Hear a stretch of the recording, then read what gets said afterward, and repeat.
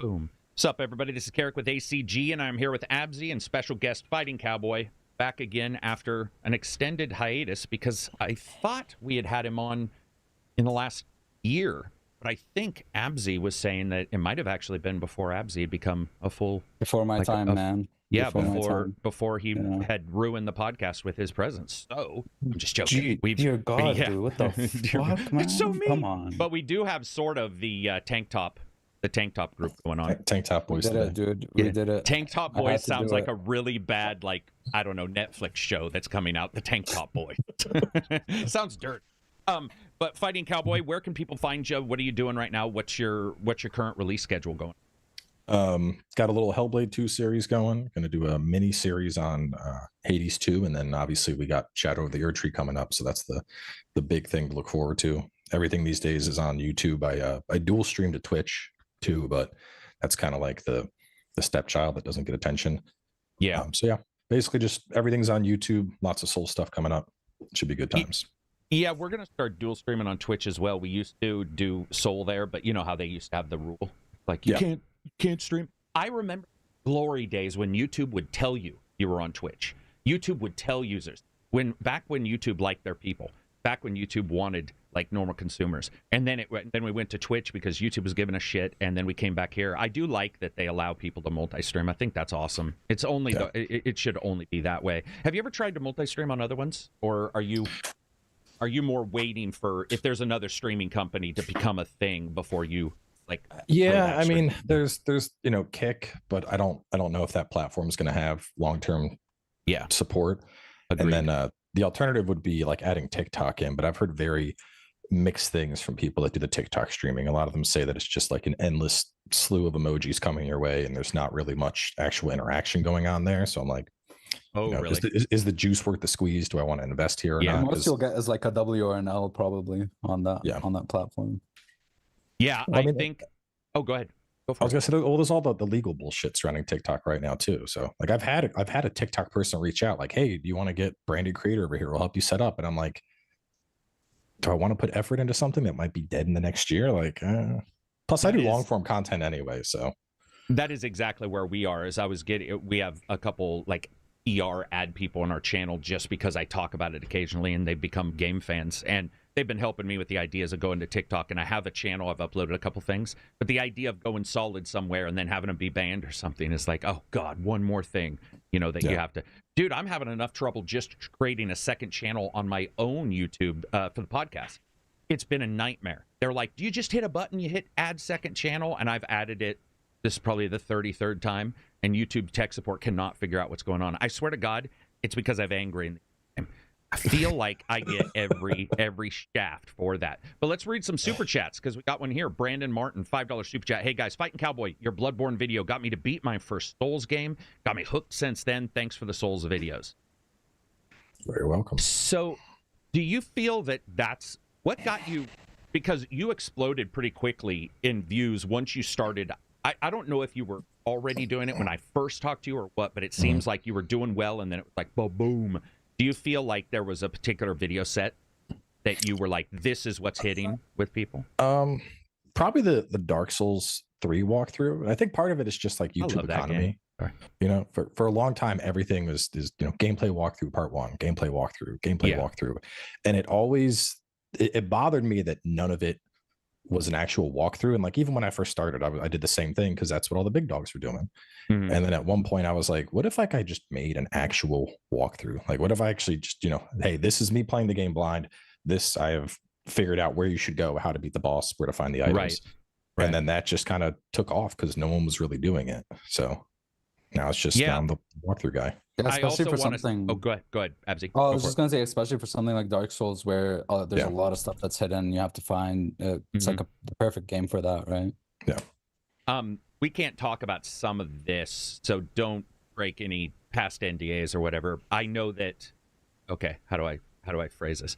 So sometimes you'll get a game like a Dark Souls, and we'll see those guides or stuff later on, like day one. You'll be like, how did they find this little secret that requires it to be on a Tuesday at night under a rock with a certain weapon? Can you without breaking any NDAs, can you explain, like, do you have talks with devs ever and go, hey, I'm doing a walkthrough. Is there secret stuff you guys want me to find, or do you want me to do these without any data? Yeah. So for FromSoft has probably the worst content creator communication in the industry. You're only going to get communication through Bandai. I have had aside from like meeting Miyazaki once at like a Dark Souls 2 event, 9 years ago or something. That's the closest to interaction. Well, actually, no, I did the Armored Core interview with some guys from Software, but traditionally you don't really get to talk to them. Usually when we're in the early access period, there's a pretty close-knit group among the Souls community of other people. And we'll usually have like, a Discord chat going with 10 people that are like bouncing ideas back and forth. So it's more a community effort than just, I know with Lords of the Fallen, there was some stuff where I was like, hey, this doesn't make sense. And the devs were like, oh, no, you got to go XYZ and then this will happen. And I was like, oh, okay. Got it. That makes sense. But that's probably the one standout where devs actually like helped something. You actually see it a lot more with your less obscure games, like with something like, I know Ubisoft is usually pretty big on it. Sony's pretty big on it. They'll have like this is your spoiler walkthrough-esque type document. But yeah, FromSoft they don't give you anything. You're left to the wind. I've found it really cool when the smaller devs will be like, here's your first chapter written out. If you want to sort of get a bone up on how it's going to play out, you can even read it and go, okay, they're talking about a lot of action, so I know that's sort of what it'll have, or they're not. It looks like it's a bunch of story. I've definitely been impressed with them. From is definitely one of the first when it comes to the back and forth. Bandai's not so bad. But there's certain stuff that I've asked from the bigger publisher, and they're like, let me get back to the devs, and you're all, damn it, because I know this won't. The timeline there is just rough. But I've always been interested because as a reviewer, you try to cover everything. But there's going to be that Sunday in the sun, weapon swinging at a certain bad guy, and if you hit him a certain way, you can kill him instantly. That all miss because you're early. And I got to tell you, I don't know about you, I find myself not feeling solitary, but I certainly have felt this keen appreciation for being able to play when everybody else does. Because I'll do my review, and people will be playing it in chat, because we have a huge Discord streaming chat. There'll be like 20 streams. For Dragon's Dogma, there's over 20 people streaming at the same time. So you just have all these, and you're doing multi-screen, you're watching all these people. And I got to tell you, Cowboy, it depressed me a little, because I helped a lot of people, which is fine, but I didn't get to jump in and experience it together. Yeah, dude, and that is a first world problem. That's above a first world. That's a zero world problem. Like, that's stupid even bitch about. No, it makes sense though. Like, the best thing is day one of the game. Because I see you guys in chat, like, and you and I, we've talked about this. You're not supposed to say anything to anybody. So like, if you have a game, they'll be all, don't say anything to anybody. And you and I have talked about this, where you're all, but I'm having a problem, or I don't, and they're not answering. Saturday, they're doing, and you're like, what do I do? Do I just say, okay, there's no workaround for, am I not thinking correctly? And then also that feeling of, other than the co-op game experience, I'm alone. Have you been happy to miss a game so that you can experience it on stream with people brand new? Has there ever been like a game that, just because you're covering one, which happens to me, there's too many games to cover, you're covering one and one's coming out. Have you ever sort of found yourself more excited for the one that you'll get to play live where other people might be playing at the same time? I mean, the closest example would probably be Monster Hunter. World, when that came out. Rise? Yeah, I think World, because Rise I did pre-launch. Okay. But I don't know. I think the thing is we're in such a heavy backseat culture that usually I prefer to play something early, just because I can. Like, the thing is, there's a couple people who I know are always going to be reviewing stuff. Like Gene, I'll talk to Gene a lot and be like, hey, are you covering this? Okay, and then we'll bounce stuff back and forth if we're stuck on bosses or looking for treasures. And so I don't feel like I'm really missing out on the like playing with the community, because like with the Souls games, like Ouroboros, Peeve, Lobos, Prod, I know these people are also going to be probably covering it pre-launch, and so we have our like discovering together type thing going on. Okay. And then, but at the same time, it's not as intrusive, like trying to play. I know I was talking to Peeve about this, and he said that one of his biggest regrets was not playing Elden Ring by himself before it came out, or at least on his own, not streaming, because he streamed his first experience, and it's just constant people. Well, hey, you missed this katana, or hey, you got to do this for the boss. And like, I mean, I get it. People want to help, but you know, there's a limit to backseating, and a lot of people blur that line between like, you know, let somebody experience something blind, let them own their own mistakes. You know, if I fuck up and I buff the boss, that's my mistake. That's my problem to deal with, as opposed to like, you know, it's a difference between being force-fed information and like looking it up on your own, I guess. Yeah. So I also feel the sense of discovery goes slightly away because people have such a low attention span. And so when I used to stream more, I would enjoy it. I did a 24, like I did the Captains Against Cancer for No Man's Sky 24-hour live stream. And at about the 16th hour, I was very appreciative of people helping me because your brain power goes down. You know, I'll stay up 24 hours. That doesn't necessarily mean mentally cogent 23 hours. Right. You're just physically moving still. Physically moving is way different than, you know, being able to solve some trigonometry on the side. And I was sitting there and I was very happy to have those people help me. But it's one against 1,000 when you want to check the stream. You want to check live feed, and then people are just trying, you know, some are just trying to help. Let's just focus on the good, the people who are trying to help. But at the same time, there is a sense of discovery that's a little lost at times, because I've played a game where I've been a little lost and walked around, and then when I did find something, that sense of discovery was pretty awe-inspiring. We're like, because the search is gone. A little bit of that search is neutered when you have that many people who are trying to feed him. But there's also the positive, of course. Everybody's also... It's a replacement for couch co-op in a weird way. It's just that, you know, you maybe some of these people you wouldn't invite to your couch. I think one of the best for me, that now you were talking about the helping, Alan Wake 2, did not review, waited for launch to play it. Some of the math puzzles, there was a math puzzle in that game. I was like, I haven't done this. I haven't done that. I don't know if I saw my paper, man. I had to write out like I know. I was trying to write it out, and then it was like it was like that YouTube math channel in my chat, and people were like, no, take this, and I'm like, okay. You got to go to Veritasium on YouTube and look it up and go and just watch one of his videos for 20 minutes on Trig. I do also want to say how much I appreciate Absy agreeing with you, because he used to agree with me, and then a couple weeks ago I brought that up, and he's like, those puzzles weren't that easy, and I was like, Absy, what? I think you were just giving me shit. They Absy. weren't that hard. There was just the one hard. I felt that there was one or two that stymied me greatly. Yeah. But no, but I had to I wrote out the whole thing on the paper. Yeah, I did see your paper. Yeah, you had the full on paper. It's like a bunch of angry, crazy man scribbling and shit, dude. Yeah.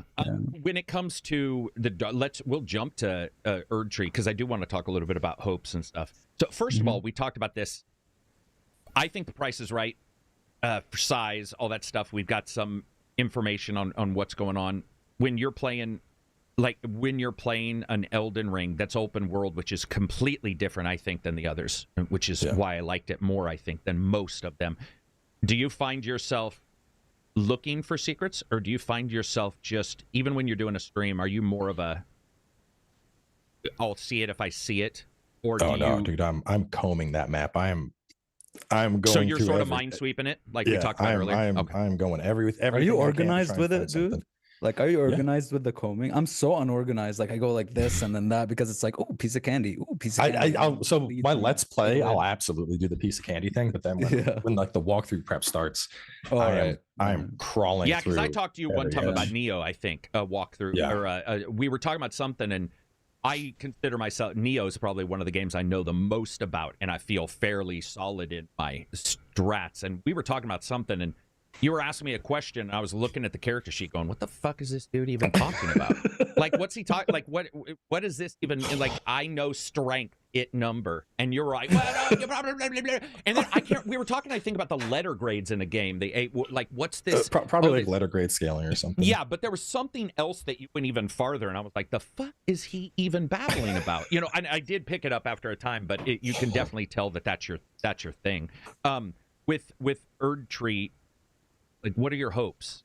If you can't say anything, because I don't know if you've seen anything, I haven't talked to you about this, but like, what's your hopes for it? What do you want out of that? The big thing, so there's been, in the early interview, they talked about how they were going to change balance up and almost adopt similar to attack power in Sekiro. I have high hopes for that, because I already got my character. I have like a level 350 character. I have tons of upgrade mats, and I'm like, you know what? Every single weapon I find in this, I want to be able to pick it up and use it immediately. And if they're rebalancing it to where a level 100 or a level 300 would have the same challenge for the DLC, I'm like, that's great. So I hope it's well implemented. If it's not, you know, I have a slew of other characters at lower levels I can also go through on. I want to see more of the lesser touch stuff from the game, like Frenzy, blood magics. There were a lot of you know, like we got a lot of like glintstone sorceries and night sorceries, and then there were areas that were not touched on as much. And so I hope those, I guess, sorcery and incantation types that were, I don't want to say ignored, but just didn't get as much love, I hope those get more love. Obviously, I expect awesome boss fights. It's what FromSoft is known for, the boss fights and the music. I know the story trailer had the new, did you see the new story trailer that dropped the other day? I saw the one from a couple days ago. Or at the end, the music they had going on in that, it even felt like different from the usual FromSoft music, but I was like, man, this is just like sad and beautiful, and I want more of this. Like FromSoft usually always just hits the mark on music, I feel. They do. So they do. I'm just they know their game. And I think that the biggest thing, honestly, the first 2 weeks when DLC is out or a new FromSoft game is out, just that feeling of it being like the Wild West in terms of PvP, like people coming up with like, you know, all sorts of crazy tactics that people are doing and figuring out like ways to instant blow up your character. And you're like, what even just happened? Like it's a very limited moment because you only get that at like the launch period, and then it, you know, everything kind of mellows on out. So maybe they'll have a new type of magic, like some shadow magic or some shit. Yeah, I'd imagine there's gonna be something. Shadow would make sense with all the golden shadow. Right. So we're probably gonna get more Golden Order stuff. Something in the shadow realm, shadow sorcery or shadow incantations. Or is there anything you want, Absy? In specific? I just the sense of discovery again. You know, I think they'll top it, but maybe they won't. But I want a moment again, like that first elevator to when you first go underground. Yeah. Oh man, that was just like the sequence of events like that, and I want to. The big thing that I'm excited for is just a new, like, unknown territory, just a sense of discovery again. Yeah. New bosses, new everything. Yeah. Funny enough, Black Myth Wukong, a leaker, was discussing how many bosses they'll have and how many characters and stuff. I'm really excited for that game.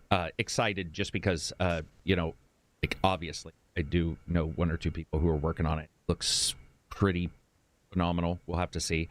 I will say with the thing about Erdtree for me is I wish it was out last year. Because I feel like there's a lot of pushback even on generalized social media, but certainly in my Discord, of people going, oh man, I don't know.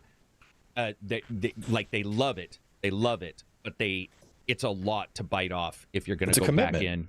It's a pretty big commitment. Yeah. And I think he said something like it is supposed to challenge people, and then you get people going, I was already challenged on the original and I played that for a while. I don't know if I want to go back. But I'm also seeing some people bone up.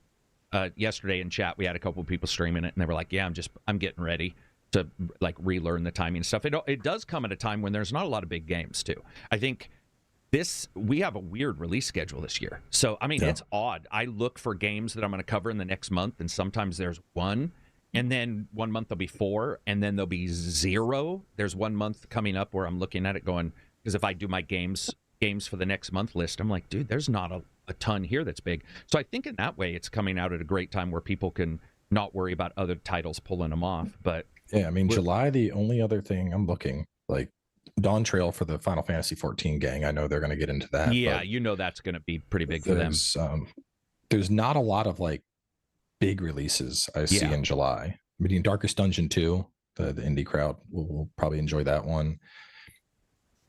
Sports Football 25, F1 Manager, Frostpunk 2. But like those are all very I'm excited for that one. But yeah, they're pretty indie. They're pretty niche. They're pulling people that the overlap may be a lot less of a chance of overlap between a Frostpunk fan and I mean, I'm not saying there won't be, but it's less than if they were, you know, it was another third person. Yeah.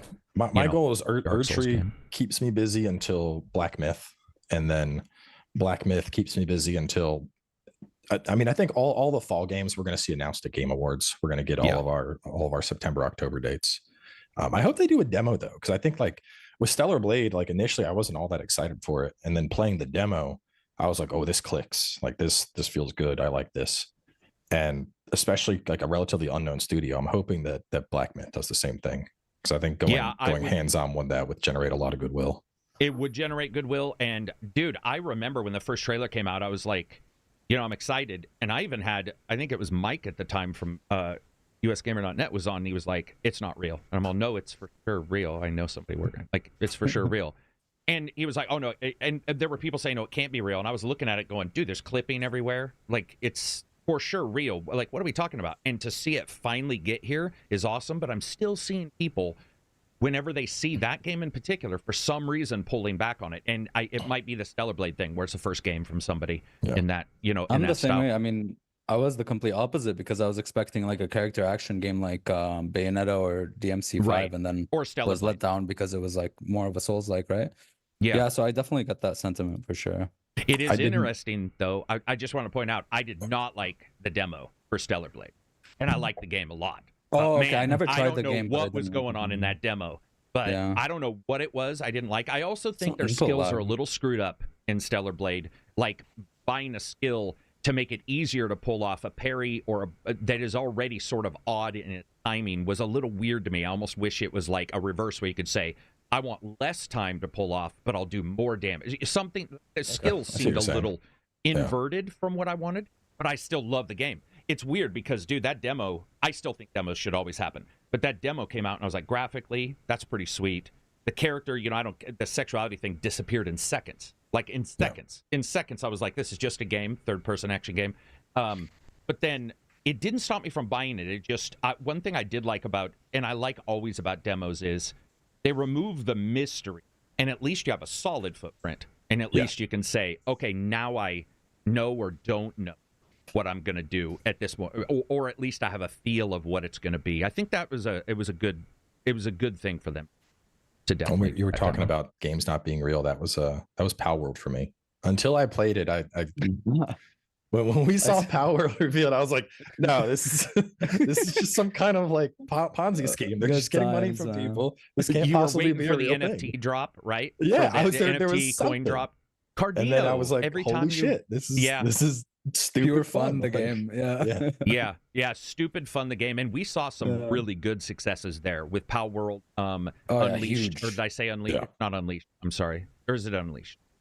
The other one, Power World. Oh, yeah, but the one that came right after Power World. Enshrouded. Enshrouded. Jesus, Unleashed every time. Anyway, we saw a couple of those hit at the same time, which was really cool to see that kind of success coming from B, you know, and certainly indie, but like B level stuff popping up that was actually really, it did completely insanely well. Like, I mean, Power World was nuts when I was looking, and Helldivers, obviously. But you see these titles come out, and it's been the year of surprises, I would say. Like the year of some of these games that I didn't expect Power World to explode. Because to me, Power World looked like a cut and paste NFT, crypto coin. Here's a Cardino coin every time you raise a PAL. It absolutely looks like it that. Was a mess. It was even a mess to play when I played it, because I almost reviewed the early access, and it was the patches. It was a mess then, and then when it came out, Manor Lord, somebody said, was another one that came along pretty surprising. Yeah, it's cool to see those. With Erdtree, what is it, 8 weapons? 10 weapons, 8 what did they say? They said, if I remember right, they had some stats for what is it 8 new weapons? I think I said 8 new categories. 8 new categories. Okay, 8 new categories. That's a lot. That's a lot. That's what if they added your Kurisagawa into the game, I would play it then, because I don't think I'm going to play it, but I would probably, if randomly I just see somebody with a chain weapon in a game, I have to play it for the most part. Like, that's just... And then they add Neo stances, and then... No, I'm okay without Yokai Parry. And No. I still love Neo 2 so much, man. Neo 2 is my favorite of all the games. Like combat. The action in that game is so top. Because it's hilarious pulling people's body parts off. But Neo 2 just feels... Neo 2, I just didn't have frustration. I've died so many. I have a count on one of those guys that killed me so many times, and I just never was... It was weird. Because normally I would be like, all right, we're done. Now we need to move on. Instead, I was like, do, and just trotted back out there and died again. I was like, all right, I'll try something else out. It was... Neo 2 was awesome, man. Do we have any data on a Neo? Is there anything? So there was an interview where they said that they were done with it for now and they wanted to pursue other things. And then we saw that with Rise of the Ronin. Early numbers suggest that it's been, I want to say it outsold both Neo 1 and Neo 2 put together. So I know early numbers that posted for Rise were, by Team Ninja standards, definitely substantial. Yeah. So I don't know. I personally, I hope they go back and do a Neo 3 someday. But I wouldn't be surprised if they keep it in the. I was so redundant for now. I was so excited for Rise of the Ronin for the longest time because I thought it was going to be an open world Neo, and then that did not happen. I can't. I tried Rise of Ronin a few times. It just didn't click for me. And yeah, me neither. Bro, I was branded a. People were saying that I was like paid off to hate the game. I was like, of course. I was like, dude, what? Y'all are, man. I'm like the biggest Team Ninja simp. Let me tell you. Hey, I even played Strangers in Paradise. So I love that. I like Stranger, dude. Even though that game is terrible. I loved it. The jobs. It's all about the job system. Yeah, the job system was, dude. It was like the ultimate Final Fantasy fantasy. I'm like, I get to actually jump in physically. Just in terrible levels. This is great. Yeah. The dialogue when he's talking to Death. Oh my god! Listening to Limp Bizkit. Oh my god, dude! That was not real, dude. It was something. All right, it was a game. It was of a that B year. flick sci-fi movie turned into a game, and that's why it was a game of that year. Sure. Yeah, man, I'm excited to see this. I think that with Dark Souls stuff, I'm getting a little burned out. Liza P burned me out a little bit. So did Lords of the Fallen a little bit. Not in a bad way. Neither one were technically bad, but I noticed that my desire to jump in had dropped a little bit, which I just think is a little bit of genre fatigue. Are you looking at Entoria at all? A little bit, only recently, and then Black Myth because it's a monkey, and the Monkey Man makes me crack up. I just can't wait. I just want to play as a Monkey Man. I think that'd be funny. It needs a little more now, I guess, for me. Whether it be Asian inspired, whether it be Dark Ages inspired. I need another step, which is, I think, why I gravitated towards Surge a little bit, because it was sci-fi, so it felt a little bit different. I just need a tiny bit. Stellar Blade isn't like that, so I don't want to say Stellar Blade's Souls-like, because it's... It's interesting how everything has a parry now, it's too, right? very sort of not. Yeah, dude, like the first parry everything had a dodge, is so and overdone. now it's parries are the new popular thing in gaming. Parries are the open world of the movement system. It's like everything has to have a parry. Sekiro, and everyone will follow. Let's talk about a game that doesn't have parry. And I only found out recently, Fallen Cowboy didn't like, but I did, and I want to talk about it. Hellblade 2. Wait, Hellblade has a parry? Hellblade, dude, no, it doesn't. I parry. Sorry. What are you talking about? You can parry into instant kill in Hellblade 2. It sucks balls. It's very all right. So here's the thing. It's because I actually I was doing a fair amount of combat testing for the limited combat we had. You can there's only certain swings that you can parry, but on the side hatchets and on the side swords you can parry into instant heavy follow up. The instant stab. Yeah. But later in like the second and third arc of the game, attacks seemingly become unparryable. So it's better to just do consecutive dodges into your heavy categories. They are unparryable. Because I asked about it. I was like, I don't get this. I don't get this. Yeah. I liked it, but I liked it because of the indie film. Yeah, I certainly combat is not its strong point, even with those limited adjustments, and without telling you that it does change, which is a little odd. That's not their strong point. But you just found it, at least from what I'm hearing, because I haven't got a chance. So I don't know if I talk about this, but especially when I've reviewed a game, for the most part, my review's out there, so there's not much I can do if somebody disagrees with me. So I don't end up watching a ton because I can look at somebody's post and go, oh, so-and-so didn't like it. So when we were talking about it and I posted that you were going to be on, somebody said do you want to see Cowboy's negative thoughts on Hellblade or something? I was like, well, I had negative thoughts on Hellblade, but then I saw that you didn't like it, like even more so. The thing with my review is I even called it out. It said it has arguably some of the best Unreal 5 graphical representation we've seen so far. I've said the binaural audio is absolutely top notch, and you need to play the game with headphones. I said that the story overall, I liked it. I liked how Senua seemed to grow as a character, and she was a little more confident in lieu of the voices still kind of trying to bring her on down. But the two things the biggest thing that stood out to me was the gameplay. I felt like the gameplay was a step backwards. The combat felt more simple, and it felt like there were less puzzles. And then I also feel that the pacing of the game, I feel like up until we get past the hidden ones, I felt like pacing was pretty good. And then the second arc with the second giant, that felt kind of short. And then the third arc, it felt like it was over before it even began.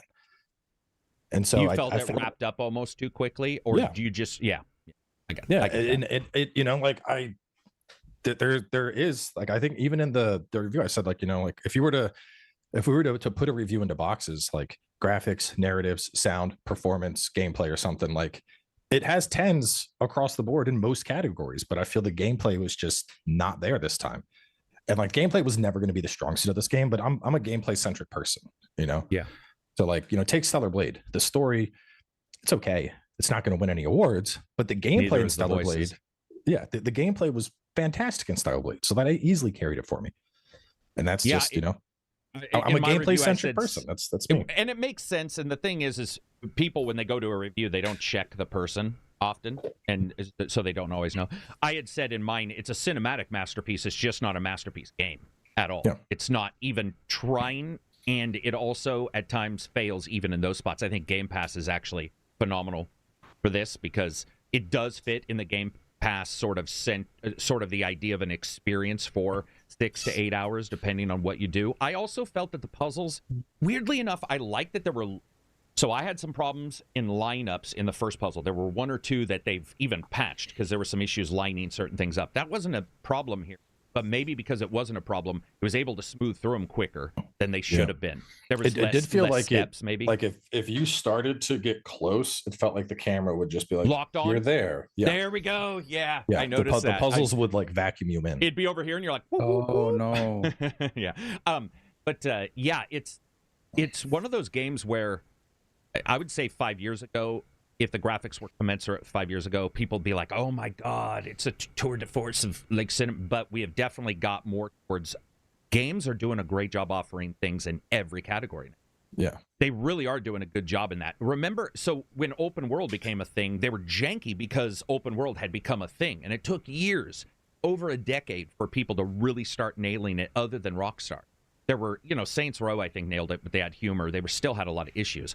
And then as each time we level up, we get these games and these developers doing really good. Not all the time, but you get these ones that do really good, and then everybody holds every other game against them, like RDR2. You mentioned any open world game, people, well, it's not as good. And you're all, dude, it also didn't cost $500 million. The horse's balls don't shrivel in the sun. Yeah. This is a terrible game. It's a weird time to be in gaming because we have these ways of getting in that I think consumers know but don't, including myself, where there's all these ways to get a game, but we're still fixated on price, which is one, because price is a big deal. And then what we talked about earlier, the check marks of every game prior and a huge amount of competition. And the competition isn't just current. Backwards compatibility has helped competition be from 10-year-old games. So we get this situation now where it's, I even had somebody say, a couple days ago, we were talking about RPGs, and they said, well, why would I play this new game? I'll just go back and replay Final Fantasy VII Remake. And I was like, the fuck? Do you hear what you're saying out loud? Like, no new experiences? Just play the experience you already like. I'm too ADD for that. I would never talk about another game in my life if I was forced to do that. I'd be like, we're done. I'm out. Because I do like these kind of experiences. I think graphically, though, just for a second, I got to give them props because, dude, Hellblade 2 is a level up graphically. I think it's one of the few examples where the graphics we saw in the reveal, at least on PC, are worse than the final product. You are absolutely right. It's usually the opposite. Usually we see, you're like, holy shit, this looks amazing. And then the final product comes out and you're like, what the fuck are these downgrades? Yeah. Whereas this, like, absolutely, dude, the shadows, the sweat, like individual beads of sweat coming down her forehead, like the graphics were completely top notch. And photo mode, I spent a lot of time in photo mode. You don't well, because you can turn the 3D effects back on. So when you take a photo, you can turn the blood graphics, you can adjust her damage rate, you can do all this stuff. You can add lighting to places where there is no lighting if you took a picture, and cutscenes. It's the photo mode cutscenes. So you can be in the middle of the cinematic and hit photo mode and still be able to see it. And I just thought, Also, they had an insanely good preview system. So when you change graphics, normally if you go on FSR to NVIDIA to internal renderer upscaling, the game will usually black out and change, or you'll get a you go back to menu or something. Yeah, this one you can go into the preview, and with any option, you can change it in real time and see that option there, and that really helped understanding, do shadows at ultra matter versus shadow, which we've talked about thousands of times. Like an Assassin's Creed game, not only do they not matter, they usually eat up FPS for no reason, and many times can look a little worse than a lower level. And so it was really cool to see their technical mastery at that, and the lack of shader stutter was sort of stunning, because I'm so accustomed to stutter going in my games. Even with a precompile, I'm ready. I'm just consistently like, this is going to have stutter, this is going to have stutter. And to have none, and that thing ran on an 8700K, the low-end testing system. I threw it on that first, and I played 50% of the game on that. That's, what is that, 6 years old? 7-year-old CPU? Like, they really did a good job on that part. And then, of course, audio. The audio's... Yeah.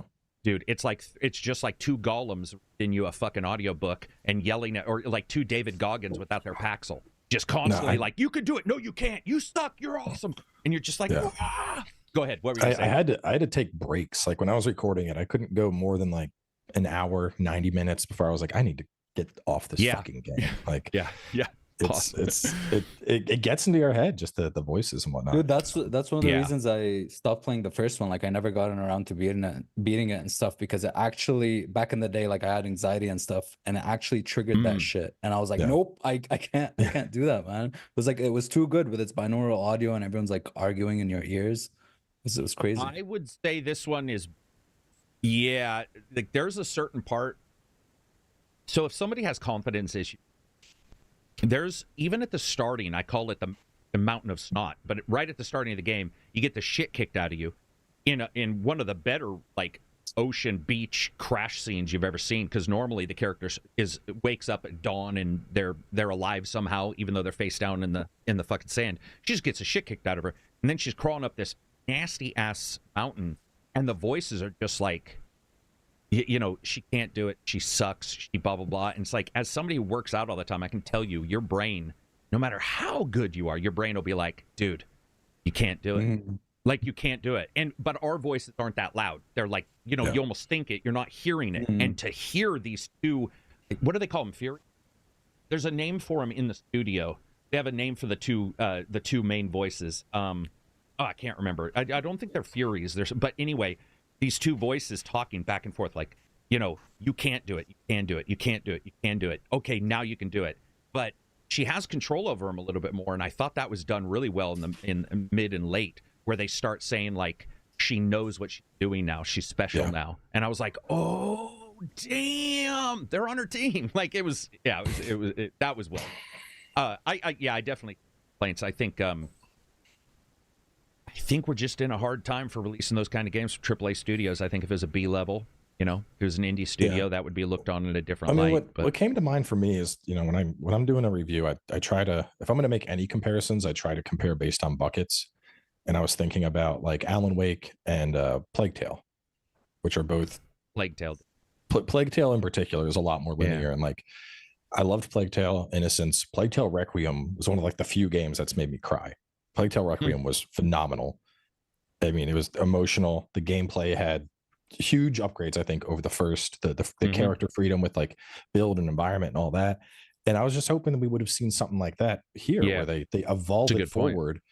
And, you know, like the combat, we went down to, I mean, it's more cinematic, fighting one guy at a time, but it definitely takes a bit of the strategy out of it. And then same with the puzzles. The puzzles have been mixed. I actually really like the puzzles in the first Hellblade, but I've heard a lot of people that are like, less puzzles? Fuck yeah, great. But I don't know. I like puzzles in games. Same with like Ragnarok. I love solving the puzzles there. And it felt like, you know, the parts that, I mean, given that's not the focus of it, but the parts that I enjoyed the most about the original Hellblade felt lessened. And I'm like, down. Yeah. So, I think that's weirdly fair, and yet, like, this is the cool thing about games is, there's a light and dark part. There's a battle that particularly happens when you're sneaking around an area, and there's guys breathing fire at you. I put it in the video. It's not a spoiler. That I was like, holy shit, games are art. I can't even describe it until you see it. But I do not think it would have been doable or usable with their current way of doing things if it wasn't single enemies. And yet, the single enemies do remove that strategy of like how you have to move around and dodge. So you get this like tit for tat in some games. I also agree. I'm a huge Plague Tale fan. I think Plague Tale, those guys, it's ridiculous. Like it's ridiculous. I hope in a weird way, like Obsidian and Bethesda have worked together in the past, and you see, New Vegas' writing is better than blah blah blah. I hope that Hellblade, they look at it. Plague Tale looks at some of Hellblade stuff. Hellblade looks at some of their stuff and says, "Oh, maybe we can try this a little bit more," because we do know that they're working on another project that isn't Hellblade. But after that, I'd like to see another one. I think they confirmed already there's going to be a third, didn't they? I thought they did. Yeah, right? but it's not going to be. It's not. From what I understand, there's another IP. This is what I talked about a couple weeks ago. I had understood there's another IP they're currently working on to get out prior to Hellblade. What did they that do could prior also be to, 2 teams. To Hellblade? Ninja Theory prior to Hellblade. They did the Devil May Cry reboot. No way, it was them. Yeah. Hey man, I enjoyed that a little bit. All right, I had sick music from Noisia. All right, it's kind of cool, but I'm gonna pull up the full list to see. Real quick, also read a super chat here from Yamama. Yamama Gaming, $5 super chat. Just restarted Neo 2 after finishing Rise of the Ronin. So good. Team Ninja till I die. Strangers of Paradise is trash. Thank you, my friend. We're in agreement there. Another super chat a little bit farther down. God damn YouTube, your stupid pop-ups. There we go. Neil Campbell, $5 super chat. I'm broke. $5 is a lot. Thank you. But 2 of my favorite content creators in this place at the same time. I need to be sure to use my characters wisely, and then puts a dash. You're awesome, Neil. Thank you. I'm sure Abzy and Fighting Cowboy appreciate that as excellent content creators. Yeah, the best content creator. You streamed. You streamed. I streamed for a bit and then I stopped. You streamed for a while. Soul's Sleeper, $23.99 super chat. Gents, despite it being 9 degrees Celsius, just went and put on a white beater shirt as well. Hell of a Wednesday podcast. Yeah, now I feel like I need to do it. Yeah, it's cool to see also it scored well. It scored within 1 or 2 points of Hellblade 1, so that part I'm sure they're happy with. We'll see how sales go. Well, we won't see how sales go because they don't do that. But it is cool to see a success in gaming right now, especially because Microsoft stupid decisions as well as just weird zeitgeist aside. They need some successes. I want Ninja Theory to be able to make another game. We all want games to succeed. Well, not all of us. I feel like some of us. I don't know what's going on with Microsoft right now, man. Like, yeah, well, and I want to talk about another thing, but go ahead. What were you going to say? We went through the Blizzard acquisition, and like my stance on it initially was, Activision has been dragging themselves through the shit for a while. Hopefully Microsoft will clean this up. They acquire the studio, and then what do? They go, Blizzard, just keep doing what you're doing. Like, what? No, that's not Blizzard is the one who needs the help. They need you to like fucking fix up the work culture. I mean, Bobby got out, thankfully. Obviously he got his golden parachute, so it's not like it hurts him as all. But they leave that alone, and then Tango Gameworks, which puts out a banger out of nowhere that had no marketing, still did pretty well, still won a bunch of awards. They closed down, and it's like, the fuck is happening here? Like, if we're gonna, I don't know. We're looking at a time though, like yesterday, Atlas Fallen guys laid off a bunch of people. We're getting all these layoffs. I think we're looking at a time where scores don't matter. Sales are the indicative of the end. And I think we all think because a $1 trillion company has the money, they should just raise these up, right? They should lift them up. Which I, by the way, do agree with to a point for sure. It's weird, dude. It's weird, and it's not only weird there. And this isn't to stymie that discussion because I'm actually going to jump into what I think is a crazy choice on their part in a bit. But we also have a tendency to forget that, like, I know it didn't win as many awards, but Concrete Genie, Sony fired that entire dev unit, and all these companies are firing these units that, though they may win an award, I think we're just seeing the unfortunate economics of some of this stuff. And I know it sounds like we all should just continually paying out to those, but apparently other people do not agree. The people who run the company do not agree. And it does suck because you see, I would have liked to have seen them do a second, what is it called? The rhythm game? Hi-Fi Rush. I would have loved to have seen them do another Hi-Fi Rush because my firm belief is this. I love Shadow Drop. Shadow Drops also do not always mean success financially. And I believe that happened there. It would have been great to say, here's our title, and then you wait a month or two and you'd be like, boom, here's another title. Sailor says, Sony had layoffs in February and the games industry didn't have as big of a meltdown as they did for Xbox. They have had multiple ones. They all have. It's life. It's unfortunate. It's not just games. We're in a shitty time. I would have loved to have seen Tango get 6 months of PR for a new game. 6 months, man, where people are like talking up Hi-Fi Rush. I think a lot of people looked at it and didn't know what it was and, maybe just didn't get into it. So maybe that's why it didn't do well. It would have been awesome to see that. But then at the same time, we see them releasing 2 high success beyond belief games on PlayStation Store. You see Sea of Thieves and what was the other one? Grounded. Pentiment? Grounded. Oh, not and Pentiment. Pentiment Switch, Pentiment right? Release? I Oh, thought on Switch, Pentiment came out on something. I could be wrong. But yeah. You see these other games. We live in a weird world, man. I mean, in 3 decades of gaming, I can tell you straight up, it's very hard to guess what anything's going to happen one day or the next. And that's 3 decades of watching, Nintendo tell Toys R Us you can't have Sega Genesis titles on your... Like, I saw some... Yeah, we're definitely seeing more homogeneity homogeneity between all the different platforms and now streaming services and all that stuff. I think exclusives are kind of a dying thing. Well, just games as a whole want to be on it. What'd you say? About the exclusives dying. I'd love to see an industry that moves away from exclusives. I would like to see an industry that moves away from exclusives. They're probably going to do timed, right? Let me explain one thing. Exclusives, because your hardware does something different, I'm all for. So, I don't know how you would do that. I love the idea of, or the PlayStation, I know it was blown out of proportion, but, look at the speedy NVMe. I don't know what that would be, but very distinct improvements on one system. Maybe this one offers something else. I like the idea of all titles being everywhere, but if we are going to go to a point to where no exclusives anywhere, we are certainly going to get to a point where, like, I guess controller would be why you'd buy a console. Controller, maybe. I think community. Like I know I had PlayStation growing up, and then in college I was Xbox because all my buddies were on Xbox. Mm-hmm. Well, you know what's weird? That's news from today as well. So Sony, when they had Ghost of Tsushima, has a little pop-up on PC now. It shows you PlayStation friends and all that stuff. And Xbox is now going to start doing that on their PlayStation games, where you open it up and you have Xbox friends and stuff. So it's like, So you're sort of, the community aspect is sort of becoming... blurring as well. Blurring, yeah. And I jumped into Destiny 2. Yeah, I did. I took on the brunt of Destiny 2. And that's got like your Steam, your Bungie friends, all in this. It's messy. Yeah. But you can tell that's what they want to do, in the future. My biggest wish would just be a uniformed button layout across all consoles. Mine too. Just you mean because the Switch don't change is the X and those Y. guys are wrong. Yeah, let B always be where B is at. Yeah. A is always. I'm just saying like, A B. That's how it goes in the dictionary, not B A. But whatever. Yeah. We can ignore the dictionary thing. Yeah, I agree, man. It would be great. It would be, and I do like third party controllers and stuff. So I don't know how we would go. I do see. Obviously, we're looking at. I personally think Microsoft, especially with the ARM announcements at the event yesterday or this week and all that stuff.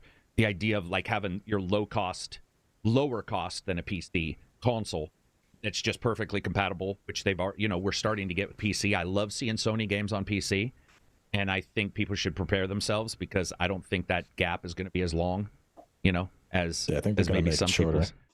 Yeah. When you start seeing success, I will say it was weird. They were trumping up the success of Ghost, and this is going to tell you how weird numbers are right now. It was 57,000 concurrent. And do you know what popped in my head? God damn, that's low. Because I was accustomed to seeing Pal World. And I was accustomed to seeing all these games. No lie, I said it out loud in our chat. Somebody said, oh man, Sony, Ghost of Tsushima is 57,000 people. I was like, why so low? And then I realized, it's for that game, it's not low. It's, it's been out on something else and all that. But I was so accustomed to seeing some of these huge Manor Lords. Was it 5? Was it Manor Lords at like... Manor Lords was at some incredible number. I know that. Yeah, Baldur's Gate's still higher than that. Crazy. Baldur's Gate at 3 a.m. on a federal holiday, or not a federal holiday, but the busiest will still be higher than most, most games that people love. It's interesting. Let's just move the Microsoft thing. So they talked about this Copilot AI, and guys, every company needs a Steve. And all that Steve does is sits in your office and listens to your shit ideas and says no. And Steve needs to get paid a bunch of money. And Steve, he shows up in flip-flops, and you say, let's have AI take a screenshot of your Windows machine without blurring passwords all the time so you can go back and find exactly what you've done for the last umpteen years, what porn you've looked at, what stupid shit you've said about your boss. Yeah, and Steve goes, the fuck are you talking about? Why would we ever do that? And everybody looks at Steve and goes, Steve has said no, we will not do this. But no, man, Microsoft is like, hey, we want to add Copilot to everything. Our new systems are coming out. It's going to be ingrained, and it's going to be watching everything you do at all times. And I got to tell you guys, they said it without a straight face. I felt like there was a mic drop at some point that somebody would be like, we're just kidding. We wouldn't no punchline, dude. It's straight up Black Mirror. It's fucking Black. Yeah. It's twice as bad as it's. They even said it won't blur out passwords. It'll take. It'll like. So you can remember your password. And Sedelia, whatever, Nutella. I don't know his name, but the main guy who runs Microsoft, because I never follow that guy. He said something like, and he's talking passionately about how positive it was. He was all, yeah, you'll be able to go back and see everything you've done for blah blah blah, and he believes it. And I was stunned, man. I was stunned that they lack that much. They've been sued multiple times for antitrust. They've been sued multiple times for privacy issues. They've got hacks, all this kind of stuff. The idea that somebody will be able to hack your AI and just be like, hey, ChatGPT on Jeremy's computer, what porn did he look at yesterday? And they'll be like, we don't tell other people stuff. No, this is just fantasy. It's not real AI. Please tell me. And the AI is like, oh, okay, well, if it's fantasy, here's exactly what Jeremy. And that's how ChatGPT currently works. It's so trickable. I don't know, man. I don't know. I'm just scared as shit of that being on PC. Exciting times, man. That's not exciting. It's like, dude, it's like Discord. You know that Discord has this clipping function where you, by default, consent to getting clipped on Discord without your knowledge. Or maybe it is with your knowledge, but it's so fucking weird. They just slid it in there. They're shitheads for doing that without telling people. And it turns on automatically when what does it clip, like voice conversations or video? Every single thing you do in chat, it clips it into clips. And it also removes performance, by the way, big time, because it records. If it's recording any video you're streaming, it records at the same resolution as you're playing. And so you'll see 5, 7, 8, 9 FPS more if you turn it off. But what's lucky is other people get warned. So you'll be in a voice chat, and somebody come in and be like, somebody has entered chat with clips enabled. And so our entire chat of like 30 people will be like, whoa, hold up. Everybody stop. Whoever just came in, turn that off. And by the way, am I saying that they say bad stuff? Not at all. I'm saying it's a comfortable place where they don't have to worry about that shit. And that's about Discord, Big Brother, police state. Yeah. It's already showing ads on my other devices the moment I get done talking in voice chat. I don't think I have this on. Open up your settings on your personal settings, and it's 5 clips. We're gonna click that. It's 5 steps down, and it's called clips. Oh, it was on, wasn't it, dude? I'm telling you. It's on by allow my voice to be recorded in clips. Yeah, that's off now. Yeah, crazy, man. Crazy. Damaged Code $5 says, you mentioned Sea of Thieves, but there was a reveal on IGN called Sands. Sea of Thieves style, but a desert and walking bases. Yes, I have seen some footage of that. Is that the old looks game really with impressive. Like the Wild Wild West walking thing? There was an old survival game where you can make ships on sand that could walk. Well, this has ships on sand. But this is a new trailer, I think. I think it was for a new release. Yeah, I'm looking at the page right now. There's like very steampunk. There's like sandwalkers. Dude, we don't get enough steampunk games. We don't. You know? We don't. We don't really at all. That Clockwork one looks really good. Clockwork Revolution looks, dude, in Exile, right? Hell yeah, dude. I'm excited. In Exile's doing. Super excited. Timey-wimey. I need to see more than this. There's a reveal trailer, but it's just like just little a cutscene of a guy with a pipe. That's it. I think that's the problem with like the more you understand cutscenes, how trailers are done, the less I find myself less and less excited for games. No, I don't. Until show me gameplay or show me.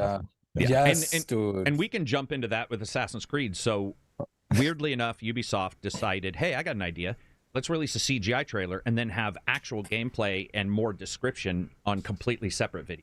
So I had to go watch those. But I got to tell you guys, man, the more I'm reading, the more I'm hearing some of the rumors I've heard about stealth and stuff. You can prone. You can prone. There's NPCs that carry light around the levels and change the level, lighting, and all that. I really hope it's light and shadow, just like Thief and Metro and stuff. That's what they said it is. They said light and shadow is making a massive change. Mm-hmm. Yeah, I don't want high leaves anymore, dude. I'm sick of high leaves. I don't want high leaves. Well, leaves change depending on the season. Yeah, seasonal. So like that's awesome. If it's snowing out, there's no leaves to hide in. And Cowboy, did you? I don't know if you talked to them or if you've seen or what have you on data, but they also said it's dynamic depending on how you play, meaning you may have a mission in winter and I can have the exact same mission in summer depending on what other missions I've taken in what order. That I thought was awesome. Yeah. They said they were also going for a more non-linear kind of main story where you just hunt your targets and stuff like that. I mean, knowing Ubisoft, they'll probably do like a preview session a couple months out from launch, but I don't know. That's my rule of thumb now on most Ubisoft games is I want to play it first because like with Mirage, I played the preview event and it just didn't click at all. I was like, this just feels like old Assassin's Creed. That was fun for me 10 years ago. I'm not looking forward to doing more of that now. And what did you play it upon release? No, I did the preview. I shared a preview video. Said, if you like old Assassin's Creed, you're going to feel right at home. I don't like old Assassin's Creed. Yeah, I would admit the rose-tinted glasses on old Assassin's Creed always cracks me up because I'll go back. I mean, I'm playing them currently. I'm playing 3 right now, to do a walk in the walk video, and I got to tell you, man, crunchy as shit. Just damn, son, those are crunchy games. But it doesn't mean I don't see why some people like them. But they're crunchy as fuck. And I'll be playing these old ones, and I saw Mirage try to take a step into merging them a bit, and I think it succeeded in some places. But it is exactly what you said. It was their idea to see, like, is this really a thing? They had some missteps. I liked it. In general, I liked it. But it certainly does feel old. There's a particular thought process to it.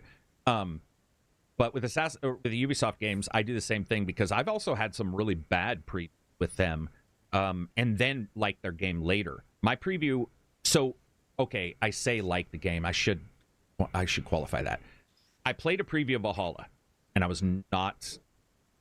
There were some tech issues. There was all this stuff. And I remember, the Valhalla preview was like watching a 360p video on a 4K screen, and I'm like, Jesus, these are some blurs running around. Yeah. It's like, hey, thanks for glaucoma, but I've already had it once. I don't need it again. And then I played the game, and it had a lot of bugs, and that impacts pacing and all that. And so I was like, wait on this. Now I've played it recently, and it doesn't feel like Vikings until you use the superpower parts. The normal battle doesn't. But I have had some experiences with them where, their previews have been opposite of what my final experience has been, where, there's something about it where I either really liked and then I played it and I was like, oh, this is for me. Or where I really didn't like the preview. And it's also about that tech. Like, that, do you fly somewhere? That'll probably be a better experience, unless it's Watch Dogs Legion. Did you go to an event for Watch Dogs Legion? No, dude. I do. I almost never travel for events anymore. Me neither, man. If there's like a hosting event, like the Capcom thing where they were like, hey, we want you to host our showcase. I was like, cool, I get to be on screen. That's a cool experience and a big bonus for you. Let's go. Yeah, I will do this. Right. But like hey, you want to fly across the country and leave your wife to handle 2 toddlers alone for 4 days? Kind of a hard sell. I don't have kids, but selling my wife and taking care of 5 giant dogs for a couple days would probably be hard. We went to the Watch Dogs Legion one, and the event, I like the game now, but the event was crazy. It was a typical Ubisoft event at the time, which was, let's listen to a hacker talk for 2 hours about hacking, then play the game for 15 minutes, then do interviews. And I was all, now I paid, because you know me, like that is just something I do. You don't like taking money for events. I do not like any of that stuff. So I was like, okay, I'll pay. And so Cadiz and I are there. I think that's also where we met Delrith for the first time, and then we met at Baldur's Gate. But we were there, and I was like, I'm sorry, who is talking? What does she have to do with? And she's a very intelligent person, knew her stuff. But I was like, this is not a part of the game. Like, this is just all this stuff. A little bit like I did not spend my money to come out and listen to a lecture. Dude. Yeah. In fact, when I tried to do that thing where you take away, hey, I got to see some time on this. It's a cool experience, but at the same time, I'm like, man, you're misinterpreting what a person wants to see, which is, it's called a Watch Dogs, gameplay preview event. Yeah. It's not called a listen to about cyber hacking. And by the way, they're not the only ones to do it. Many companies do that. Baldur's Gate I really enjoyed their event, but there was a lot of talking there too, where you're like, you know what? I would rather just sort of see the game, and then maybe afterward. Bandai, I think Bandai is one of the best. Like for the Armored Core event, like usually, so like let's say the event was at like 11, like we're all on the bus, we get there at 11. There's like a 15-minute presentation, like, hey, here's the mechanics in the game, and then they just put everyone at a PC station, and you were told, have 6 hours and do whatever you want. We're going to take a break for lunch in 3. That's cool. And you just play. You play and you record, and then obviously you're only allowed like 20 minutes of footage, but they're like for what you experience, you can experience as much as you want. You can only here's your snippet that you're allowed to show, and it has to stay within like these particular missions, these parameters. Yeah. You wanna go hog wild, go for it. Can speed run the game and just beat it. And I'll tell you, guys, so everybody knows. Let me tell you how serious these companies take this. We went to GDC and we were playing Assassin's Creed Syndicate, and they gave us footage. They gave us the wrong USB, which had their entire. They had a lot of footage. So I'm on the show floor with Cadiz getting ready to leave, and our contact, one of the greatest guys I've ever worked with in PR, was just lighting Josh's phone up. Just like, hey. So I go, ignore it. It's no big deal. He's just catching up with us. We'll get back to him. Let's play some games. Let's do some stuff. So we're playing other games, and it's just hey, like, we need you. And he chased us down the sidewalk to catch up with us and be like, we gave you the wrong USB. You got the USB with like the game on it or whatever. I don't know what it was. But that dude was so straight. He was such a good guy. Amazing. One of the greatest guys I've worked with in PR. Just he was not only nice, but he was very open with us, asking questions that were pretty, they weren't positive. They were like, how are you going to stop from this happening? How are you going? And they were really cool about that. But yeah, they take that shit serious about how much time. I've had it where I'll post a preview and they'll be like, dude, in 3 frames you show this. Can you remove that? Yeah, I'll remove it. They watch. I don't know who they pay to watch videos, but there's been times where I posted something, thought I did a great job on editing, and a company will contact me that night and be like, there's like a sound effect where this thing happens at 3 minutes in. I'll be like, the fuck? Oh shit, there is. Sorry. I found that out with the Redfall debacle too. When I talked to them about Starfield, reviewing Starfield, they weren't going to give me a code, and they're like, we don't want to work with you anymore. Rightfully so. And then I had a talk with their PR. They were great, but they knew every video, Cowboy, I had ever done, and they knew every mistake I had ever made. I'm telling you, they knew a video from 5 years ago where I showed a creature for like a quarter of a second, and I was like, "What?" I haven't had it that bad, but they did they wanted to sponsor the first episode of Starfield, and I was planning on streaming it. So I was like, "Well, if you're gonna pay me to do a part 1, sure." Yeah.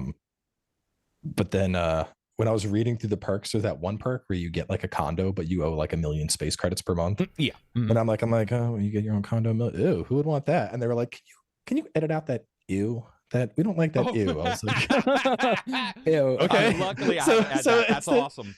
The video is just like, you get a condo and it's 1 million space credits per month. Awkward pause for 3 seconds. Just looking at the next perk. YouTube editor, by the way, is a disaster too. Yeah. So if you got to bring it down and re-edit it and re-upload. Almost every time. There's been times where like I've worked for a long time to try to figure it out, and YouTube will still be like, and then it'll pop back and it'll be me talking. I'll be like, I'm just taking this down. YouTube editor, it desyncs audio like a frightening amount. Yeah. It's funny too, because once again, it was greater in the past, and now it's just gone to absolute shit. But those are it's great sort of background stories. Real quick, back onto the Microsoft thing to return us to that. So we see, especially with Windows, it's now looking like ARM is going to be a big thing. All this kind of stuff. I know you guys don't. I mean, certainly this is what I love to follow and track too. But we're starting to see all of these different systems, laptops, desktops. We're starting to see more power in everything. We're starting to see people streaming. We're starting to, streaming from GeForce Now and stuff. Do you find yourself, Cowboy, or Absy as well, because I know you and I've already talked about this, do you find yourself having to be at the cusp of technology? Because as a reviewer, I feel like I need to a little bit. I need an old system and a new one, because if I'm reviewing performance. Do you find yourself just saying, screw it, I'll just say this is whatever it is, you guys figure that out? Usually, yeah. Because my thing is, there's like, I will never be able to do the level of a fidelity review that someone like, say, Digital Foundry does. Yeah, ridiculous. Yeah. So like even in the Hellblade video, I was like, performance, given I'm on a 13900 and a 4090, I had 120 FPS, smooth 4K, everything set to ultra. That's usually a good sign for lower end systems if I'm breaking that 100 FPS mark, but I'm sure Digital Foundry will have a comprehensive review at launch for it. Right. And that's, hey, good system is blowing it out the water. Lesser systems, check somebody that specializes that. Because I think there's a thing with like stretching yourself too thin. Yep. And I know you do this, but like, especially with not only trying to start doing more reviews, which I have been, but also doing like the let's play and the walkthrough. Like if I'm going to do like multi-platform reviews, I'm like, there's no way. I just wouldn't have the capacity for it. So yeah, I've even caught myself pulling back on one part to augment, because I want to do another part, because instead of doing both, I know it'll just fail. There'll be something, and especially, it's funny you mentioned Digital Foundry, because we just had John on, and dude, one of the nicest guys there is. Like, John from Digital Foundry is great, and we talk about it, but we were laughing because Digital Foundry will do a tech breakdown, and then somebody else would do a tech breakdown. They'll have 4 to 5 different FPS difference, and I'm like, exactly. You know why? Because you're on Windows, or you're on the OS, or you're on, there's some other thing in the background. Discord decided to record your clips, or whatever it may be. But, there's all these technical issues that pop up. So you can't even be firm anyway. I've tried to be firm at times, and I'll be like, this is exactly what I'm getting, and then something will happen. This happened with Elden Ring. They patched it, and I got way worse performance when they patched it. Their first patch, I had full-on stutters. Dude, it was... This like and Spider-Man 2. Stutters. Spider-Man 2 and that are the best examples of whenever anybody tries to tell me a day one patch will fix anything from a dev, I immediately email back. And I'm like, I will not say that. Because they'll do this thing where they're like, yeah, if you're running into issues, just tell them there's a day one patch. I'll be like, nope.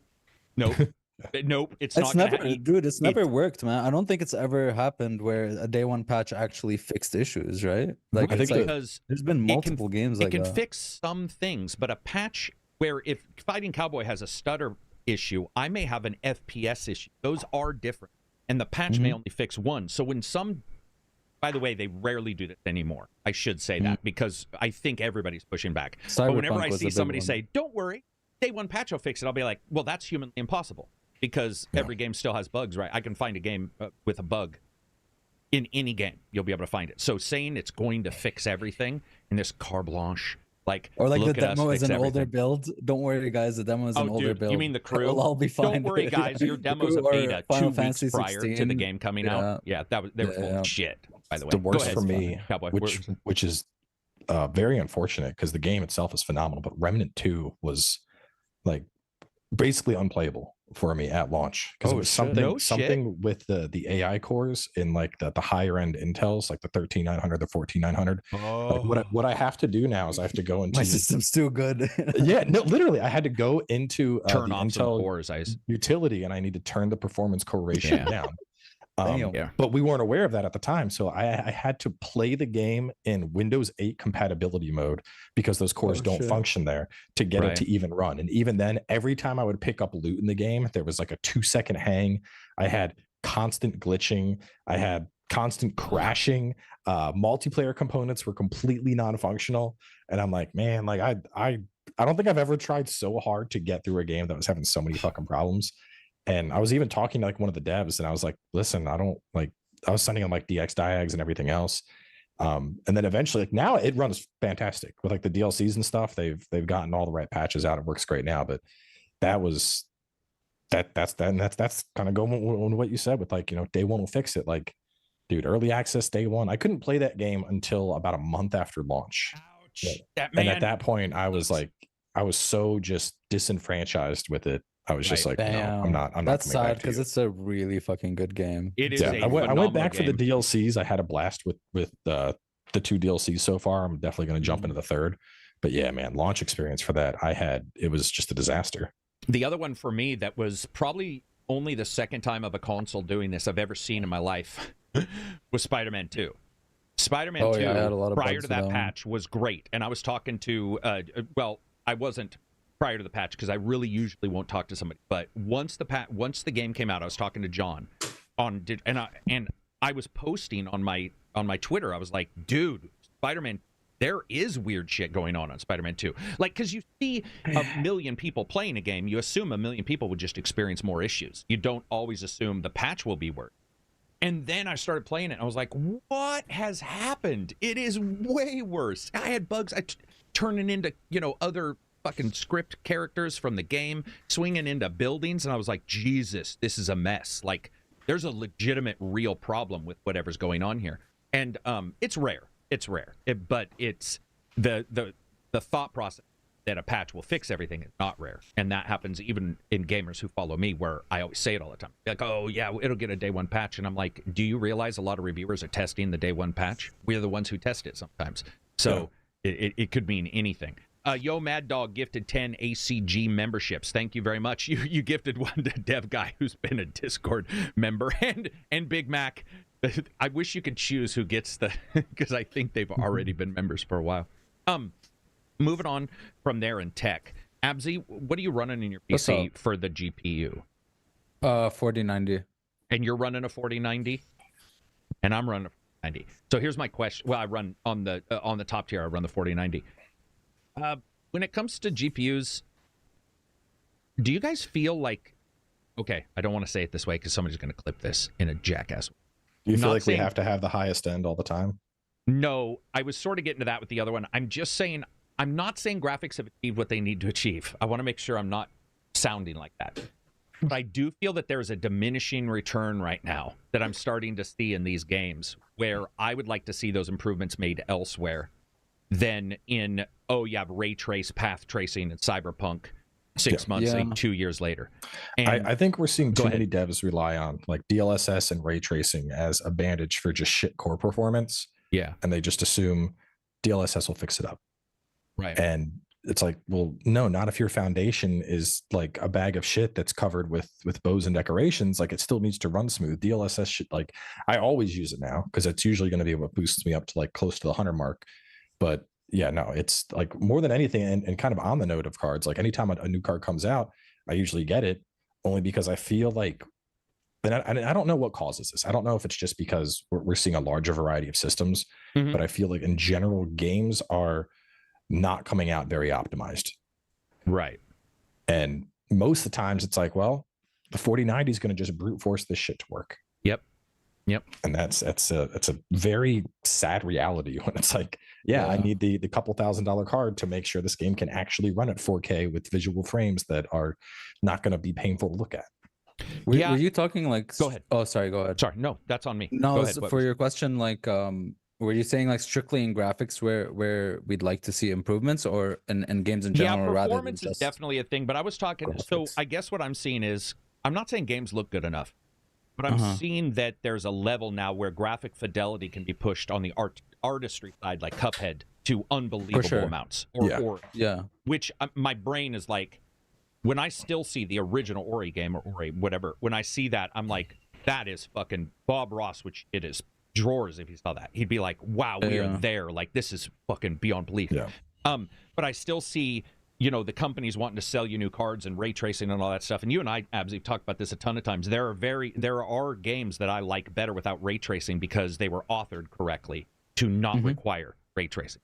Control being one of them, where I like Control with ray tracing, but there's something about it that I don't mind at all with it off. And it's almost like different art. Yeah, it's different art and stylings. And I guess I just see this thing where it's like, look at our game, look at our graphics, look at this, and I'm like, yeah, okay, but the AI still does. That's what I'm talking about. Yeah, we've seen now for 40 years. This is the thing. Like, this is why Dragon's Dogma excited me a lot, and I've talked about it a million times. But I want more games to do this, where they kind of where their systems kind of evolve. You know what I mean? Where they add more systems to games that could allow for like emergent gameplay and stuff. We've been seeing for a long time now just games that are kind of like completionist games, where you're kind of doing the same thing but not really, in different games, just with prettier and prettier games. So I would love to see something new and something more dynamic, rather than just like FPS or graphics increase, personally. Yeah. And AI is like a huge one. It feels like sometimes they master the AI or trick the players into thinking it's really, really good AI, and sometimes it's just complete garbage. Like Fear did it back in the day, where The AI was phenomenal, but it was all tricks, right? It was all tricks, and great tricks though. Great tricks. I don't know if it's because like how big games are that the AI is getting worse, or if it's harder to pull off, or what have you. But yeah, that would be way more substantial to me than just graphics. Flexing Mecha brings up a good point. I think we've all already agreed on this before, but look at Ghost of Tsushima. Doesn't use ray tracing at all and doesn't need doesn't need DLSS because it's artistic choice to push the quality. I should point out they have their own kernel renderer, but that does cheat. That actually that's what they should. Yeah, that game is a good example of presentation making every part of the game much better, because on paper it's a really basic game, but the presentation, how it feels and how it looks, just literally just makes it better. I think that's what makes FromSoft so distinct, because like from a graphical perspective, absolutely agree. The graphics on Elden Ring they're not going to compare to Tsushima even, or Horizon. A lot of open world games, but the artistic, like, I mean, shit, the first time you reach the Lakes of Liurnia, you see like the fucking, you're like Hogwarts in the middle, dude, and you're like, like it's a whole, their artistic vision is just top notch every time. And that's why, like with Hellblade, it's absolutely beautiful graphically. Until we're at the point where I can put on a headset like an anime character and dive into my game, I don't see, like there's only you can only get so photorealistic. Yeah. And kind of mirroring what you said, I think that's why, we're at a point where like, hey, graphics can look good, but it could be an indie game. And if the art style is right, I'm still going to play it. It's still going to look great. I'm worried less about graphics, and I'm worried more about emergent systems, about smart AI, about patterns that aren't, brain dead, easy to read in combat. I want to see the evolutions in those areas. And, that's unfortunately, that's not where it happens all the time. No, but I will say, man, for a small period of time in the last 5 years, I've noticed something that is why I got into reviewing. And that's that occasionally a game will come out where people talk about the audio. And that's why I'm happy for Hellblade 2, because as somebody who still knows friends who play on their LCD flat panel screen with their mono speaker, and I just want to kill them because they're missing 90% of the stuff, and they'll talk to me about the sound in the game being good, and I'm like, dude, you're looking outside at the rain, you're not in it. You have no clue what that feels like until you have even cheap headphones. And you need a DAC with a tube amp with a headphones. You don't exactly. You don't need that shit. And anytime you hear that pinky up shit, as somebody who has those things, fuck off. Yeah, same. Like, fuck off, because you're artificially gating the experience for people. Let them get in. Let them get in, and then we'll put another gate up later when whatever. But it's nice to see like the binaural becoming a thing, because that binaural audio shouldn't be as rare as we see, where they're talking about it in Hellblade for 45 minutes in their document. You're like, why are we? I mean, obviously they're doing it on purpose. I just say I'm frustrated internally. I'm like, why the fuck are we having to explain this to people when that should have been a thing for ages? And I'm glad to see it, and I'm excited to see it. And when I hear people talking about music, it's fucking awesome, because I don't know where the disconnect came, but when I came into gaming to start reviewing, all I would hear is people saying, I bought the OST. I would go to a review, and they would either not talk about music, or they would say it was bombastic. I'd be like, what the fuck? How are we spending $30, $40 for an OST on this end, on the game fan end, but on the review end, we're not talking about it? And so now that people are talking about it, even in our Discord, that excites me, man, because I love hearing people say, like, the music, there is a fight in Hellblade 2 that is elevated by its music to a level. It's not even a fight, but there's a moment in Hellblade 2 that is elevated due to its audio that is a match between the visuals and the audio at the same time. And is this an act 3 encounter? It is. Okay, it's the lava. Yeah. Fucking dude. So the reviews came out, and I'm not lying, man. I had over 100 DMs from other viewers going, I can finally talk about it. Did you notice that? And I was like, yes. That is what I'm talking about. That is the thing that is missing, and I would love to see added. I can't wait to see more ads in that element where people start paying more attention, spend more money. We had the Borderlands guys in here. They get a good amount of money for audio, but it's still not where it should be. And, Justin had talked about this when he worked with Obsidian. He works at Sony now. Obviously, they care about audio, music, sound. Those things can add so much, and I cannot wait, because I think that's a place that is missed. and I love to see when it's done well. That's exciting to me. Art would be exciting. AI would be exciting. I just don't want to be treated like a fucking basketball dribbled around the level the entire time, because AI is going to always be better than us. Because it sees the machine state. Yeah, so no, it's by like, smart AI, I mean like more human, I guess. Yeah, for sure. I just don't want to get my butt pushed in for 45 minutes because the AI can see everything I do, like Call of Duty when you turn on the higher difficulties, and they're just. That's the worst. Yeah, where they know where you are, even if you try to flank and stuff, and you're behind cover. Yeah, and they just automatically know where you are. SBZ $5 super chat breaking. Helldivers 2 CEO stepped down his new role as chief creative reason he wants to get directly involved with the dev team. Yeah, I did see that. And they hired somebody back up, right, for the CEO spot. I believe he might have already an old colleague of his. Old colleague mentioned. Right? Yeah, I don't know if it was somebody at that company. Let me see. Oh, it might have been just a friend of his he had worked with. Yeah, kind of thing. I'm pulling it up right now. Shams Jorgani, new CEO. We go way back, and I wouldn't trust. So yeah, he's worked with him before. Gotcha. I think that's cool. I don't know the reasons behind it, or if that's a political thing and he got in trouble. I don't think it is. No, I think there's been a lot of kind of drama in Hell. I follow Helldivers a lot. It's been one of the games that's been like my comfort game this year. I'm at like 120 hours so far, and occasionally I'll look at the Helldivers subreddit, and there's been some. Well, I think a lot of the drama extends from they do a lot of like their polls for upcoming content on their Discord, and they don't interact as much with like their Reddit or their Twitter communities. And the Discord polls are always, don't worry about stability. Give us more content. Give us more content.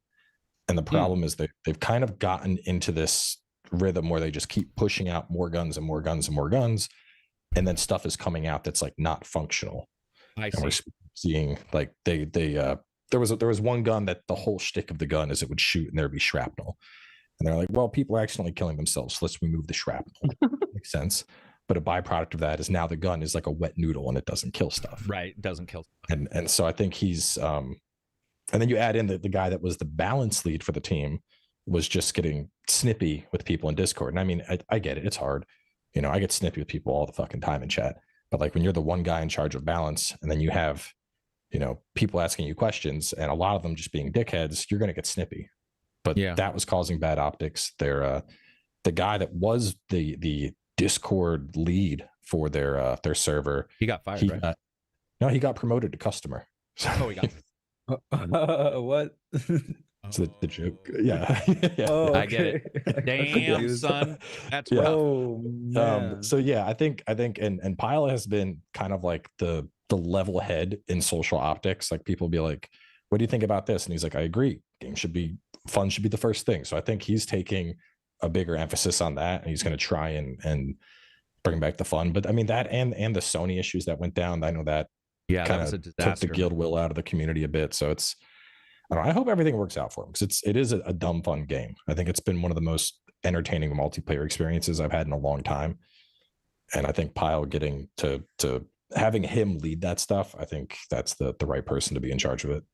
Yeah, I've joked around before about hiring a social media manager to do the posts and stuff like that, because 3 a.m. KARAK way different than 7 a.m. KARAK. And 3 a.m. I can be pretty, I've looked at it and been like, woo, that's a hot burn on somebody at 3 a.m., Jeremy. Like maybe you shouldn't have done that. But the thing is if you hire somebody to do that, that's probably their job. They're probably better skilled at it. But when you have 5,000 people all hammering you, it's hard as a human to take that in without at some point being like, that's not what I said. Because, people love to hear what you say and then pick it apart into some other thing that means nothing. And they're moving goalposts 10, 12, 15 fucking yards away. And you're like, dude, why are we talking about this when you started out saying this? Like, what? How are we over here? Social media in a nutshell these days. Yeah. So I love the idea of Helldivers also. I might be in the minority here. I really don't. Okay, I do not want nor care to ever have a developer ask me what their game should be. I don't call up and go, hey, Dean Koontz, you're writing a new book. You should put this in it. The fuck? Dean Koontz is the writer. The fuck am I doing? Like, get off the phone. Let them make it, and I'll respond to it. with a game that's live like this, that changes a little bit, you know, because you do make those changes. And I think that they're doing a pretty fair job. I think without the Sony issue, it would have probably been some of the changes maybe would have got quicker. I don't know. I'm just, because I think they were also focused on that for a while. I'm glad to see it sort of level out and people enjoy it, because people really do enjoy just going in and just having a good time. Yeah. And it is the Starship Troopers B movie, popcorn movie of its game. And I think that if you treat it like that, it's great. I think one problem is our meta. I know you see this because you do that deep dive. Here's how you build a perfect character in Elden Ring. Not every game is that complex. Yeah, no, there's the meta chasing in Helldivers never made sense to me. It doesn't have a couple either. Beers with your buddy, fuck around, shoot bugs and robots. Like it doesn't matter how effectively you kill them as long as you kill them. That's all. Exactly. Yeah. I agree with that firmly. Go ahead. Go for it, Abby. It's shitty because remember we had an interview with the devs from Darktide, and they were talking about how game development. Yeah, Victor. It's kind of sad hearing him say that, but when they want to put just like fun shit in a game, they have to take into account what the community will just chase after, and they chase after stuff that's more efficient and meta. So they're like, oh well, this fun thing is going to be useless. We're going to just spend resources on it, and nobody's going to play with it. And it's really disheartening how, you know, just the internet community and what meta should be. It's just I think the best change that I've seen for Helldivers, there was a bug that took a while, but damage over time effects weren't working properly unless you were the game host. So stuff like the flamethrower, unless you were the host, it didn't work. That has been pitched or has been fixed, and now pretty much every game I'm just running around just laying everything on that's fire. why flamethrowers got much stronger, dude. I was wondering. Well, they think they buffed it, and this was what was weird. It's like they were looking at overall stats, and they're like, the damage is low, so like it got buffed, and then it got buffed again to the damage tick, and then they finally fixed it, and it's in like this golden place. Because I mean, if I got to get that close to bugs, like let me fucking torch them. Yeah, right. For sure. Right. Yeah, sure. Yeah, it's risk versus reward. If you do get up there and you're risking your entire playthrough or your entire game, then you should make it so that when I hit somebody, everybody in the server knows. I just person. Yeah, I mean, dude, I just think that the dive into the meta in some of these games, and I've had it pop up. Back 4 Blood, I play a bunch. World War Z. Sometimes somebody be talking about something, I'll be like, dude, you do realize we're just shooting some bugs, right? Like I mean, they're still dying. Oh, well, yeah, it's 0.2% quicker. I'm all, okay, I get that. But guess what? This gun looks fucking sweet that I'm using. So I'm not switching out. I like this gun. It looks like a pig. It shoots. It sounds good. I'm going to choose this. Yeah, but, you know, that's fine, Karak. But it doesn't, you know, you can't switch out magazines as quickly. And I'm like, I don't think you understand what a game is, man. At some point, like, what are we doing? Like, if we're diving that deep down into it, I think with Helldivers, the DM idea is great. We've seen other developers, Elite Dangerous is doing a phenomenal job with that. So are some other online-only games. I love the idea of having the DM, and having somebody look at it and say, how are we gonna move around and make it sort of exciting for everybody involved. It's cool to see them get through the Sony thing, though, because we talked about this prior to the podcast, and I was saying that I feel like every game has an outrage, every single title, and yet when I look at Helldivers, I feel like there's this pristine moment where there was none, and then not anybody's fault other than business and all of the shit that you can't really control. It still went bad for them for a while, and I was like, oh. Damn, like that sucks balls. I think they had a rough launch. I remember getting kicked a couple times. I returned it because I couldn't get in, but it wasn't like I hated the game. It was just, you know, if I can't get in, I'll come back to it. A little like Remnant. You can't play. Moving on from there, let's talk about some indies. So Cowboy wanted to bring this up because we do have a tendency, I mean, it's just the way news works to always talk about big games. But are there any indies that you've touched? It doesn't have to be this year even, but any indies that you guys or that you're interested in? Anything that's popped up? Any companies you want people to watch out for? There are two big standouts for me this year. What are they? The first, which it's been in early access, but it just hit launch, Inkbound. It's made by the same devs from Monster Train. Yes. Very unique roguelike type, like you're managing your movements and your abilities, bunch of different classes, bunch of different upgrades like that. I don't know, that I'm surprised that game has just popped off, but I've never played anything else like that, and it's super enjoyable for me. And then the other one, which came out of nowhere for me, was Another Crab's Treasure. which is a Souls-like where you play as a crab. I know it sounds like a joke. Dude, I watched you stream that. I popped in. It is so the writing in the game is amazing. What? Like you're like there's one part. Is it like Dark Souls writing or whatever? No, it's like very on the nose. Like you're in the top of like the garbage city, and then people are like, oh no, they're putting up a new billboard there. Yeah, it says they're gonna do more equity housing or something, and the guy's like, who does the blame for that? And he's like, you're right, the poors. And I was like, that is hilarious. Like, just very, very on the nose. Not like there's a character who's like there's a whole character that's making fun of like people who idolize Elon Musk. He's like, don't you understand? He's a self-made man that only took a small business advantage from his father to build this company up. And you have a guy like, there's lots of shit like that, but like the combat is actually good. And the dual benefit of it is if you have kids, like I let my toddler just grab the controller and run around, and he's just amazing, just running around as a crab. But like then when he's not dicking around, I'll actually play it, and I'm like getting into some like actual deep boss battles and like figuring out OP combinations. And there's like the different shells you get give you different special abilities, and you either have like your fork where you can stab a shell and turn that thing into a hammer, and then there's like additional bonuses you get, like way more than I bargained for. I was like, okay, let's play the silly crab game, and I was like, holy shit, this is amazing. I jumped in to watch you play that a little bit when you're streaming, and then I jumped somebody else streaming it in our chat, and I was just like, man, we're at peak level right now if somebody's making a Dark Souls crab game. I don't even know what's next. Like nobody would have woke up and said, hey guys, a Dark Souls crab game is obviously the next evolution in Dark Souls games, but somehow it worked out. It worked out amazingly. Do you have any?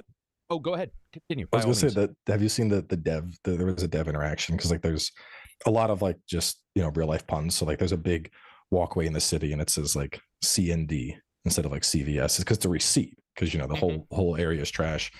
And the devs posted like an interaction, and it was like, oh, this is how this idea came along, and they were like ballparking ideas. One dude's like, I really like CND, and the guy's like, what's CND? And he's like, CND's nuts. And I'm like, this is how this ended up in the game. And I'm like, it looks like a dumb game. Yeah, I'm like, y'all are the most brilliant devs I've ever seen. I love it. 10 out of 10. I like the idea too that they go. I think we're now getting slightly to the point to where there's a little less worry of like random cancellations. And so it's fine to do a little joke here and there that might be off color. So I like that. It just, when I looked at it originally, I was like, what the hell? Inkbound though is crazy, and the Monster Train devs know what they're doing. The Monster Train was fantastic. They know what they're comes to making games, so it was really cool to see them succeed. But you were right, I was noticing it didn't catch on, for whatever reason. I don't know. Release time? Yeah, maybe? I don't know. I know it didn't have like a ton of marketing. I did some like starter guides for a lot of the characters, and I used to stream it a fair amount back in early access, and it's just been busy lately. But it just, I don't know, it never like clicked with people, and I definitely think it's turn-based, right? Yeah. Because they even had a whole thing where they were going to do like a battle pass, and they were like, you know what, fuck it, all the cosmetics can just be earned in game. We're dropping this. Game is one price now. Like they were hitting the mark on like shit gamers want in this market. All and the gamers, it just didn't. I don't know. Talking points. I liked what was Circus turn-based Circus. Oh yeah, Paradise Circus. No, Paradise Circus. Circus Electric. Circus Electric. Yeah. That's a turn-based Monster Train style of game with cards and all kinds of clowns, and you're like all circus performers, and they all have attacks. It's a little like Darkest Dungeon, but card circus games. I need to look at this. It looks like Darkest Dungeon, but circus. And I did it didn't really catch on. And I got to tell you, it's like one of those games where I can't really figure out why it didn't, because it had everything I thought people would like, and I was like, dude, this game is a blast. It's got an awesome story. It's got longevity. It's got cool attacks like the ability for a clown to, clowns to play music and make the other enemy characters dance and get tired, like all kinds of stuff. And each clown was different. So or like there was the strong man from the circus, and the art style is very steampunk / this looks cool. Black and white clown pictures kind of thing. Fucking phenomenal game. And I wish more people would have tried it out, because that's the same way, man, where like I cover it and you think something's going to hit, and nothing. just like came and went, and don't hear anybody talking about it. It's one of those, smaller devs that I wish had seen some success. What about you, Abzi? Do you have any smaller? Well, I always shout out Signalis, which is one of the best games, definitely the best survival horror game I've ever played. I'm still playing V Rising, which I think has phenomenal combat. V Rising is so good. Yeah, dude. I waited. I played a little bit of it in early access, and I was like, I'm just gonna let this cook. And so now I'm really getting, and I like it more than I can't even go back to Diablo and shit. Dude, I went so hard on launch. I gave myself a respiratory infection from just like holy shit, not sleeping. There was like 36 hours in like 3 days. It was just dude. Were you in a PvP server or something? You just I used my wife's unused PC to host a server. And everyone from the community joined in. Nice. But then I went like mega degen. I was like, I will become Dracula. I will be the first to get there. Dude. It's very addicting. The game's the epitome of just one more hour. Yeah, 100%. It's just phenomenal how they combine like the vampire role play into actual game mechanics that make sense. Oh, it's so good. Animal Well, I really want to try. I've been hearing really, really good things. And that's it for now. I want to see. That's the Donkey published Animal one. Well, it scored, but I mean, phenomenally across the board, and phenomenally by gamers. Like that thing is doing really well. I mean, I don't know sales, but I mean, it appears to be a insanely good game. People love it, yeah, for sure. And one more, I'm still super interested in No Rest for the Wicked, but I don't want to touch it until it's 1.0. Yeah, it needs more time to cook for sure. It does. I put in about 30 hours, and they got a great foundation, but it needs more time in the oven. Mm-hmm. Yo Mad Dog, $5 super chat. He says Halls of Torment was incredible, best indie title I've picked up in quite a while. I played that before they changed the name. It didn't used to be Halls of Torment. Okay, good, because I thought that was something else. It looks like it was called like Dungeon Keeper or something, and because at some point I noticed it because I had it in my Steam Deck. I'd play it on trips, and then I was like, "What the fuck is Halls of Torment?" And I don't remember what it originally was called. Gotcha. I'm gonna look at this. That one is. I really like the graphic style on that one. It's very satisfying. It feels like Diablo 1 or 2. This. Yeah. I don't think it's one of those survival vampire. Yeah. What was it called? Survivor like. Yeah, Survivor like. Yeah, that's a new term. I think that's why I didn't turn it on. Yeah. Not to diss. Deep Rock Galactic, their Survivor that one was is the one really, I was going to. This one's Deep Rock Galactic. Really, really good. They do good work, man. I love Deep Rock Galactic. Both games are phenomenal. You know what I finally played? Oh, go for it. It's not an indie game. I finally did Outer Wilds, and that was teach me how to get into that game, man. I keep off of it. Every time people are like, "If there's one game you could forget and play again, it would be Outer Wilds." That game was just a fucking experience. It was amazing. I can't, man. I what's tried. Going on in that game. I tried like 4 times, and I'm man. like, I don't get any specialness from this game at all. It's just one of those. Oh my god, I loved that so much. I need to give it another. I mean, Pillars of Eternity took me like 6 times for me to actually get through, and loved it. So maybe one of these times. Yeah, some games are like that, man. Some games you'll just, like I always say, Fallout 3 was that for me, where I was like, this is trash. It's a brown color simulator. It's terrible. It's fucking, it's boring. It's horrible. And Josh would not get off my junk. He was like, dude, just keep trying. I'm like, fucking how many times is too many attempts? And then somebody else told me how to play it, or told me an experiment to try. And it became like one of my favorite games of all time. Sometimes they just take a while, man. I don't know what it was about that game. I beat it. I didn't hate it. I just didn't get the emotional resonance that apparently is there. I don't know how to achieve it. I don't know what it is. I don't think I got the emotional resonance, but just the puzzle solving in that game. Really like that. With like the 22-minute loop, figuring out like, okay, what do I got to do, and figuring out like, okay, I got to get to this planet at this time to trigger this, and then I got to go over here and get this. Like figuring out that sounds overwhelming, dude. Oh, it was so good. You know what it reminds me of? My discomfort at first, and then genuine love for Super Hot. Because at first I was like, I don't get. That's the one where it only moves when you move. The time only moves forward. And I remember just being like, it felt like a gimmick. And then it took a long time. And then one moment I was just like, oh, I get it. And then it became awesome. But for a lot of times I tried it, I was just like, I'm not getting this. I'm not really understanding.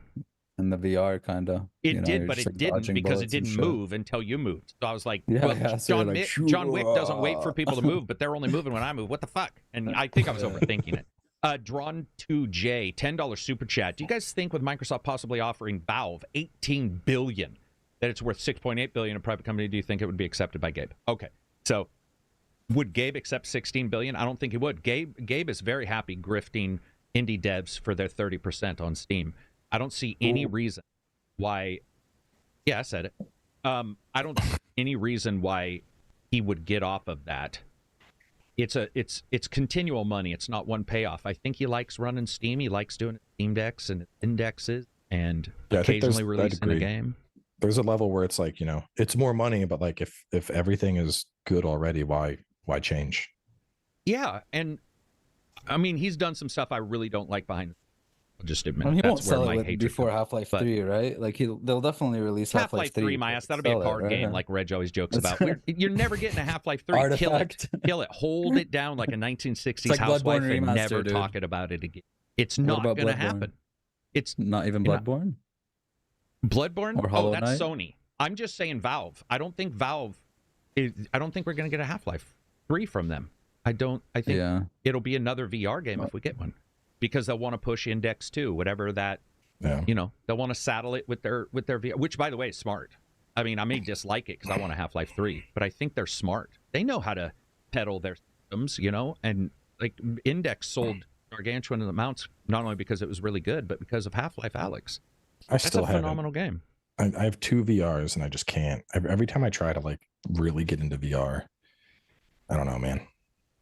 Dude, it hurts my head. Unfortunately, I can't do it for more than 30 minutes. I've got the good ones that don't even hurt your head, and even that it's just we need to get to sunglasses level, which I have. I have the Nreal and the Rokid, and they still aren't there. And we're not blasting lasers into our eyes like fucking Absy keeps bringing up. Nobody wants lasers into your retina, so it's not going to happen. Engulfs That's dumb. It's never happened. As somebody who's had cataract surgery, I can tell you if that ever comes out, the amount of suings that would occur. But I couldn't see contacts or something. Oh, dude. I see kids staring at the red dot laser at like Fred Meyer. If they're doing that, they're going to, like, what the fuck? They're too stupid. They'll be burning their faces off. But I love the idea of VR, man. And I got super light headsets. The Pico is fantastic, easily hackable, and I'm the same way. And I always joke with Absy, mine's in touchable distance, and I touch it to realize it's still there, and then go back to the flat screen games. And I like VR. Contractors Battle Royale is fantastic, by the way. The Contractors devs released a Battle Royale version of Contractors, and it's a VR Battle Royale game, and it's awesome. And I love to see that success, and I have no desire to get it. None. VR is uncomfortable, and I don't know how they're going to fix it, unless it's like, something, maybe you could do something like connected to headphones where you have a Geordi from fucking Star Trek Next Generation, hair braid across your eye. I just don't know how you're going to make it comfortable. Yeah. And then I like to share games too when friends come over. You can't share a VR screen. You can't, there's no communal aspect. You got it off. You have kids, so you got to make sure you don't karate chop a child, or you do. Depends on the type of father you are. But I'm just saying, it's like it cuts you off from the world. It's not. Well, it's hard from a content creator perspective. Like I've streamed VR games before, and half the people watching are like, I might throw up. I need to stop. Like, yeah.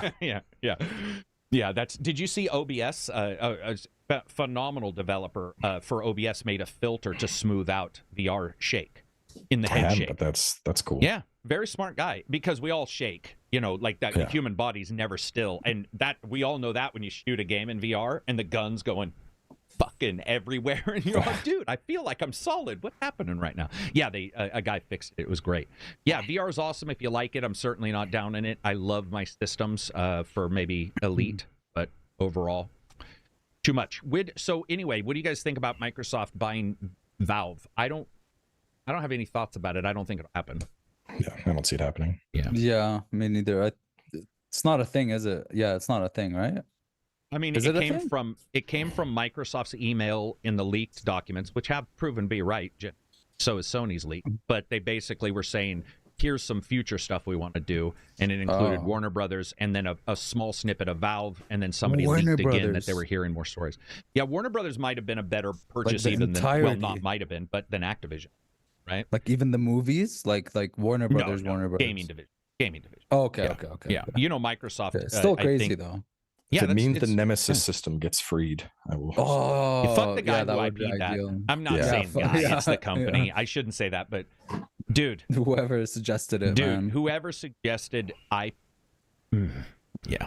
stuck balls. Yeah, and they generalize that to the point to where Assassin's Creed has their versions, cultists, Templars. What do they have? They have 2 or 3 in each game. They have their little sort of pseudo nemesis, and Legion tried very hard, but Watch Dogs, not Watch Dogs, Warner Brothers has a really good lock on that. And I don't know how you can IP a game. I mean, it's not even a game. It's IPing the idea it's in the the Nemesis game. system. Yeah, and it feels man. It feels anti-game because, well, it is anti-game. Yeah, I mean, it's just all games are inspiration of each other.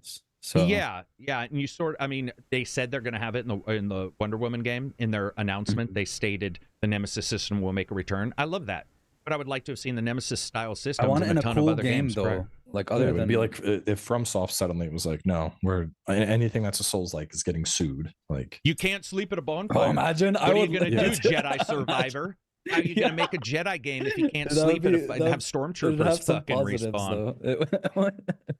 Dude, I'm telling you, positives. There's too many. The best thing they can do is get rid of the whatever. Star Wars. I can't wait to see what they do with like Jedi, because I really want that the Dark Souls parts of that to go away and just embrace their own thing in the Star Wars game. I like the combat a lot though. I felt the combat was pretty fun. I just didn't like resting and having stormtroopers respawn like they're fucking newborn babies or something. It was ridiculous. It felt so tacked on, from like a gameplay perspective. It just seemed weird because like you're doing an Uncharted climbing section to like fight an enemy, and then if you die, you got to do that Uncharted climbing section again, which just didn't fit. You know what I mean? Or in the first game, you end up on a cliff somewhere, and there's a motherfucking stormtrooper up there, and you're like, hey, I'm a Jedi, like, and it took me 45 minutes to get up here. What the fuck is this random stormtrooper who can't shit? He's up here on a rock. What's he doing? And you're just like, it didn't make any sense. Anyway, whatever. We'll move on. Call of Duty. So there's a website created that shows some found footage kind of stuff of what looks like people maybe bombing Mount Rushmore. I could be wrong on that because I only got about halfway through that footage. Some more leaks. We hear that Call of Duty is going to be at the end of that Xbox event. Is there anything that Call of Duty can do to get you guys interested, or are you interested? I should say that I just sold you guys down the river. If you're excited for Call of Duty, unless I'm 22 and in college again, I'm not. Yeah, I don't know, man. I don't know. And on Adderall, all the Adderall. Yeah, it's just I don't know, man. Even like I wanted to try out X Defiant and stuff, but these arcade shooters are just. It's not like a pinky up thing, but they're just not doing it for me anymore because I'm just like into milsim stuff, and once you get a feel of that, it's just like everything feels kind of I don't know. Samey, I don't know. almost? Maybe right now I'm just Shallow? not in the mood. Yeah. But for Call of Duty itself, like they've been stale for a while for me personally. I haven't really enjoyed one since the original 2 or Black Ops 2 or whatever. I enjoyed Infinite, and I think that was the last one I really loved. Cowboy, I don't hear you talking about shooters very often. Are there any that you're a fan of? Doom and Doom for sure. I think the thing with like shooters, like I used to do a lot of I did a lot of PUBG and like DayZ back in the day, and those were a lot of fun playing with friends. But like that's the only instance I would do something like a Call of Duty or a Battlefield, is if I had like 3 friends that were like, hey, we're gonna do this, we're all gonna play together, it's gonna be just dumb fun. And a lot of that group I used to play with, as goes with getting older, everyone gets jobs and gets busy and work, families, and then you have me whose job is to play video games. So I'm like, oh, I don't want to fucking play Call of Duty by myself. I just get salty while I'm live and be like, fuck this fucking shit game. And I'm like, so yeah. I've Plus seen even like I would like. Sorry, go ahead. No, go for it. No, I was like very happy with the Helldivers, for example, because they had that friendly fire. They had like, oh, if you drop a mag, all of it goes away, and they had like the proning, the dodge, and all that stuff. And I would like to see more of that weight. Like it felt like that game feels like it has weight to it, you know. And I would like to see that in something like Call of Duty. Can I ask you a question though about that? That wouldn't work in a person shooter though. Why right? not? What do you mean? Because the weight wouldn't be there. The weight, yeah, Helldiver's weight is translated via the animation. The animation, I feel like it would feel right. odd as a person shooter. Well, so like I mean, I like momentum. Usually, like for example, Tarkov has a lot of momentum. You know, true. You can't just like stop and do that. So I do. You know, when movement is nailed like that, I really enjoy it much more. But Call of Duty just feels very floaty and arcadey, which I'm just not into at the moment. I see. I don't like the multiplayer. I'll play it, but I am a big fan of the America, fuck yeah, like the big 8-hour campaigns. Yeah, and Infinite had a good campaign for me. I know it's not the most beloved Call of Duty, and of course Modern Warfare. So I am into it in that aspect, but I think I am the lowest common denominator. They don't care about me. That's not what sells the game in the long period. It's that multiplayer part, and it sort of sucks because we saw it. People are mentioning Titanfall 2. Titanfall 2 was incredible. I just replayed Titanfall. The campaign 2. was incredible. Amazing. Campaigns, but it was also 3.5 hours, 4 hours, a little bit like Modern Warfare's new remake was. Was it that short? Damn. Yeah, Titanfall 2's campaign was really short. Yeah, and but I'm wondering if it was longer, if it wouldn't be remembered like we remember it. Maybe it wouldn't be as beloved. Right.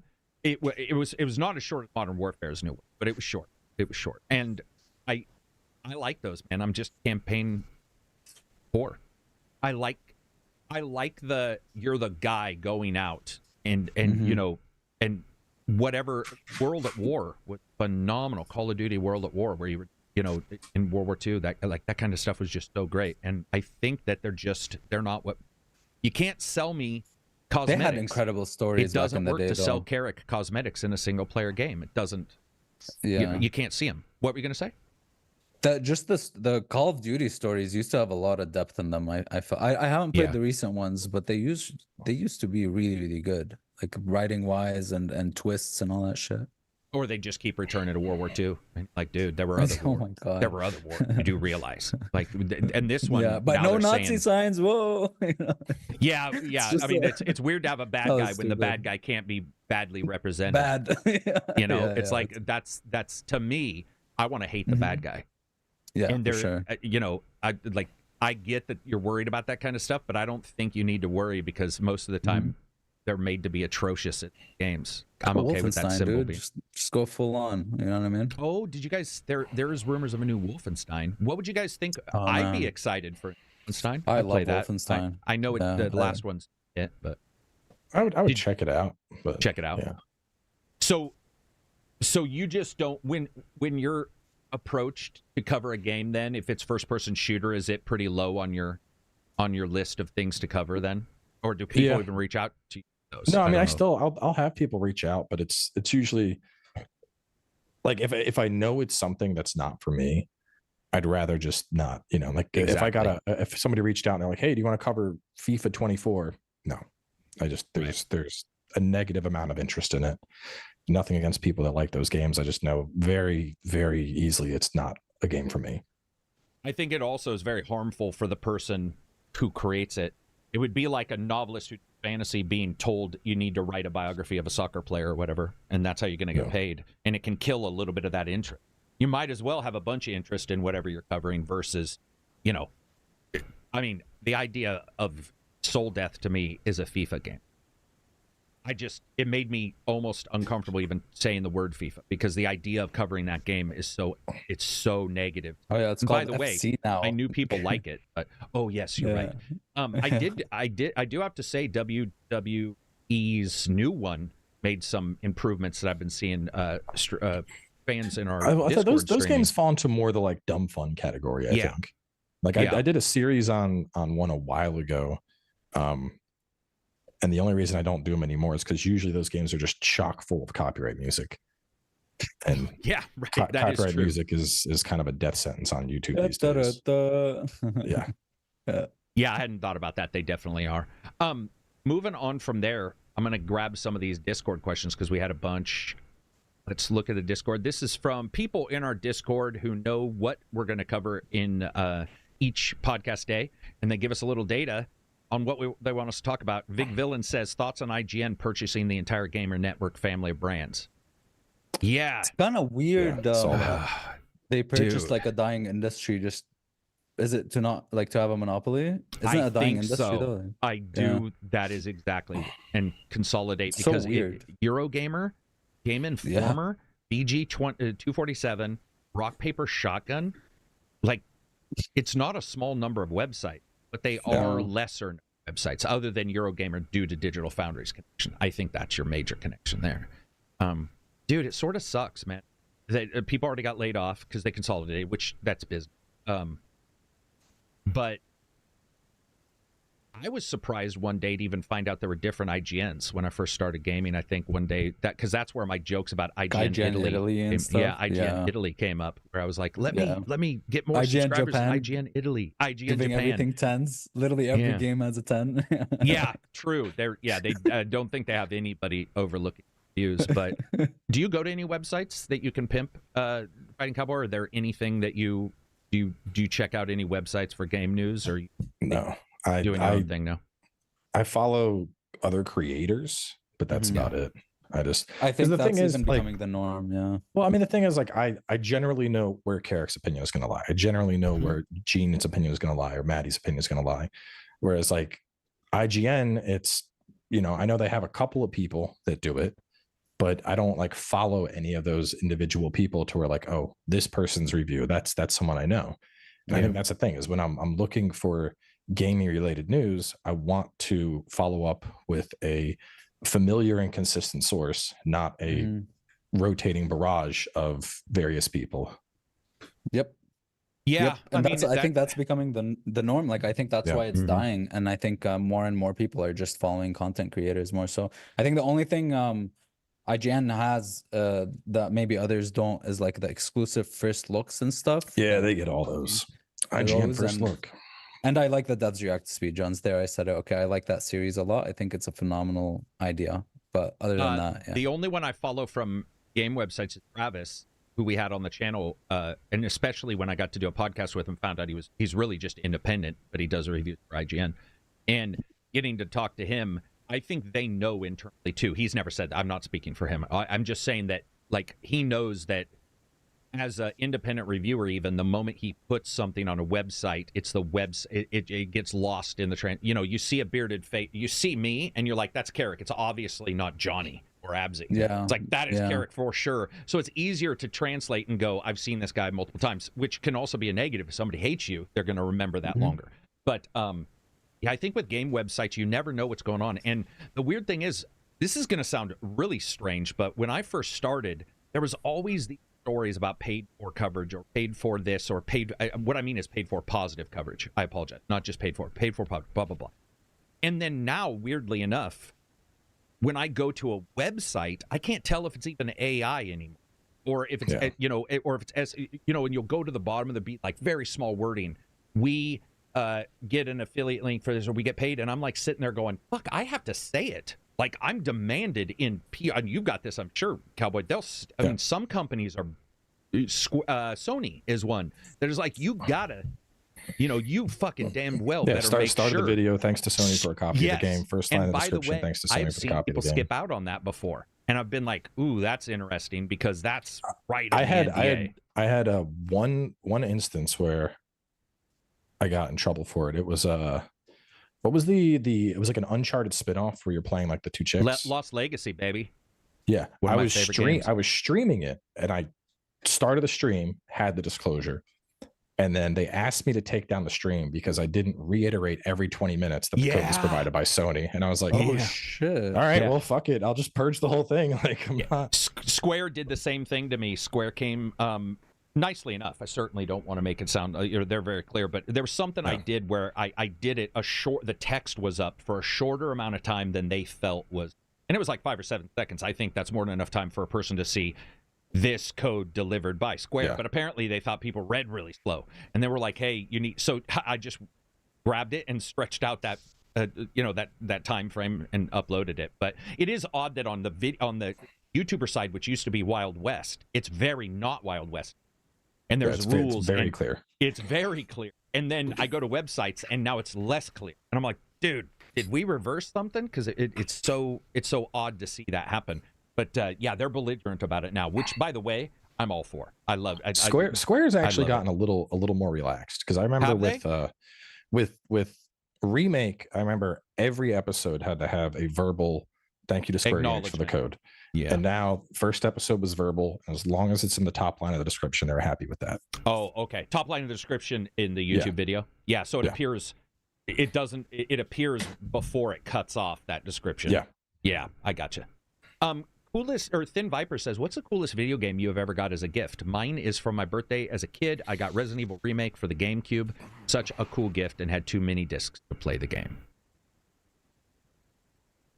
Games as a gift. I know. We're talking 20 years ago or more. Oh, dude, I think I was in like grade 4, and for my birthday, someone gave me, I think, Medal of Honor Rising Sun, and it was co-op, and it was damn. like my, yeah, I think it was Rising Sun. I forgot which one. I guess that was the coolest one, because I was like, it was unexpected at the time, because like gaming wasn't as big. I would say for me, man, I bought a lot of my games, and my parents didn't know games well enough to give me, so I'd tell them what to get me, so it wasn't too much of a surprise. I'd be like, this is the game I like, and they'd get it for me. Man, I can't think of a game I got as a gift in a long time. My parents bought me World of Warcraft when the second time it came up. You know, the remake or whatever. I think it was Cataclysm. Does that sound right? World of Warcraft Cataclysm. The second Burning Crusade. Burning Crusade. Yeah. And they bought me that for Christmas, and I thought that was pretty cool. I don't get games for gifts almost ever.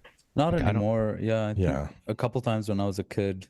Halo 3 I got as a gift, and that was like a really dude, that would have been a good really gift. good one. And it was the one with the helmet that you can't wear. It was sick. I think the cat most helmet? memorable. Yeah. The limited whatever.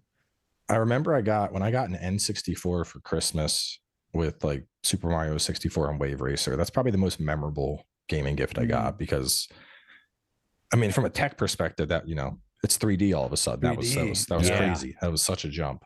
Yeah. So probably that. It was a cool moment. Yeah, when it comes to games, I was usually the friend who got the game or told others about it. So I would say for the most part, that's a hard one. Gaming, when it comes to gifts too, is even more difficult now, because different platforms, different performances. If you bought somebody Cyberpunk Day 1 on the PlayStation 4, you're liable to never have a friend again. Like that person Steam would keys? Be like, dude, go to Steam Keys. Norwegian Imposter says, he says, first it was the Vikings, now it's feudal Japan. What era do you think will be the next in thing for games? He is absolutely right, because Vikings with Valheim and all that kind of stuff. Feudal Japan. I want more Viking games, dude. We don't have many Viking games, do we? Yeah, a little bit, but I would like to see more. Well, Steampunk, Vikings I on would the like 360 was sweet. Yeah, I mean, Valhalla and then Valheim are the only two that come to mind for me. Yeah. You could say God of War Ragnarok. Yeah, I guess Norse, that's as a guess. Viking-esque. You know, I love Norse stuff. Yeah, I do too. I want to see more like Egyptian themed stuff. I feel like there's a lot of like, there's a lot of really cool lore with like Egyptian gods and whatnot. And I feel like it's a very underused medium in gaming. Apophis. Just give us Stargate. You and Stargate, my God. Everything's Stargate. Did you try the RTS for Stargate, by the way? No, I heard it wasn't. Was it good? I heard it was pretty bad. No, I heard it was pretty bad. Yeah, that tracks, man. For me, I would also say, if we're talking big games, I think most likely we'll see a Forza in Japan at some point, that kind of stuff. So I think Japan is the current big one. But when it comes to other locations, I would also be okay with the Egyptian, because I think a lot of people look at the pyramids and they're like, well, we're Egyptian, we put some pyramids in here. And then they realize that, or they forget that history encompasses, thousands of years, and it's not all just about some fucking some pyramids. Yeah, and Viking, I would love to see more, because I think third-person action games and stuff like that. But I think also those devs look at a God of War and Valhalla. despite my issues with both, little gameplay issues with both, they probably just look at those as like, how do you go against these guys? Like that just stack up. Holy shit! Like I get nervous thinking about it as a game. If I was a game dev, like how would you go against them? How would you stack up? Yeah. What would be another one? I would love to see. I think Cyberpunk. Yeah. I think Cyberpunk more is futuristic. A big gap. Mm-hmm. Yeah, I'm big on Shadowrun. Cyberpunk futures versus Fallout futures. Absolutely. I think Fallout hits Fallout perfectly, and there isn't much more I want to see other than Fallout. Like they've nailed that. And Wasteland 3 was amazing. That's what I mean. I still think Wasteland 3 and Fallout. Wasteland's Fallout, basically. You know what I mean? Yeah. Just because of who created the goddamn things. But Cyberpunk, man, Shadowrun, fucking all that kind of stuff. It's my Cyberpunk fantasy mix. Oh, yeah, that would be a cool thing to have. It would be the coolest thing in the world, man. XCOM, Cyberpunk, XCOM, all that kind of stuff. I mean, especially now that the Witcher devs are moving on, or the Cyberpunk devs are moving on. I don't know what we'll get from them for a long time, but I don't want to be 60 years old playing Cyberpunk 2. By then, what was it called? Or Project Orion or whatever? Yeah. Is that what it's called? Project Orion? Right. Project Orion is the next Cyberpunk code name. Oh, gotcha. Something like that. Yeah. I try not to follow any until we get it. I've learned my lesson. We're good. We're good. I'll just sit back and they can do their bullshit. I have got a hard spot for them. I need to see some shit from them. There's a game I was one of the best trailers in the I think it was Game Awards. It was like The Last Berserk. Was that like Vikings or I forgot what the that was. That wasn't Vikings. Vikings. Like fantasy. I'd say it's just generic. Just fantasy. Dark fantasy, like maybe? Dark we could go fantasy, with but like with darker, cool gritty art. fantasy. Yeah. It's like Kazran, The Last Berserker, I think. Yeah. It's not It's not Viking. For some reason, the like snow and shit reminded me of Norse stuff. The first Berserker, not the last Berserker. The first, yes. Thank God, I'm tired of the last everything. Usually the last, man. Yeah, I want the first one. I want the start. I want it deep in the shit, man. I want it where everybody's got magic, not some Gandalf motherfucker strolling around at 90 with a bad hip. I want magic. That's why I liked Hogwarts. Everybody's got magic, and I'm like, exactly, that's what I need. Cyberpunk, I did like for that reason, where everybody's cyberpunk. I like that. I don't need the last of it. There. Yeah, you're right. For sure. That Berserk game looked pretty sweet, but it sort of disappeared, right? I mean, they showed it, and then they showed it at the world premiere, though. I think they're in their hide and do shit phase, right? The art style was sick, hardcore action role playing. There were a couple in those trailers that I remember you and I were watching. For example, I know very few people care, but the Void Bastards sequel, I can't wait to play because I loved Void Bastards. That was also shown at one of those. Oh, the sequel was like a Wild West one, right? Wild West, yeah. That's another thing. A lot of games West Bastard or something. Like I'm pretty sure Weird it's like West, just Evil West, Blood West. Yeah. Blood West. Blood West is great though. Book asks us a question. X-Defiant finally launched. Thoughts if played? Personally, it feels like a COD slapped on top of Overwatch. The big draw here being there's no skill-based matchmaking. Something for many in the FPS world is a big point of contention. Thoughts on X-Defiant? Am I the only one who's played that? Yeah. I thought of it and then I looked at it and I was like, Well, here's my one sentence review for that. X-Defiant is as boring and as blah as its name. That is exactly what it is. It is non-committal in almost every single thing. They do not have a foot. There we go. That's You it's heard just it here first. Blah. Not bad. Blah. But I think that can be almost less. Is it Ubisoft? Yeah, it's like Super Smash Brothers for Ubisoft. Didn't they just do? But like what was the? Didn't they do did like Extinction, which was their zombie alien zombie one, and then they did the other one that I liked that got canceled. Yeah, Hyperscape. They did Hyperscape. Hyperscape, like jumping because and shit. Seeing myself and Takedown played that. I enjoyed the hell out of that game. Bouncy balls and shit, dude. That shit was fun. Yeah. All the special powers. That game was enjoyable to play. Yeah, but X-Defiant is like, they're combining all their games together or whatever. DedSec versus I feel like for a while now, Ubisoft has just been like trying to find a new trend to chase. Like they're trying to make a hit game. Just throwing ideas Siege is doing wall. really well right now. Like Siege has its market. You know, Siege ain't going anywhere. Yeah, it's a well-designed game. Like, but I feel like we keep seeing like new games from them. They're trying to like put. They're trying to make the next big game, and they keep just throwing ideas at the wall and hoping something sticks. Division Heartlands. I agree with that. I don't necessarily feel like that's changed, and that I feel slightly like they've always done that. But I do agree, and I think some of it may also come from the fact that they're big. They see those big tent poles because they have 3. They have Assassin's Creed, they have Far Cry, and they have what's the other one? They have 3 major tent poles. Well, they got Siege would be that. One for sure. I guess I would say, right? Or is that Ghost Recon? Yeah, Ghost and Rainbow so Six. All they that. make money. And then they use that money and they look at development, these other things, and they've got your Watch Dogs, which they tried 3 times to make a massive open world game, and one did well, one did okay, and one did less than. It didn't do terribly, it just didn't do great, and they killed that. Yeah, I think I've always felt like Ubisoft throws a lot of shit around. I think their Prince of Persia game that came out, I think that's the best thing they've made in years.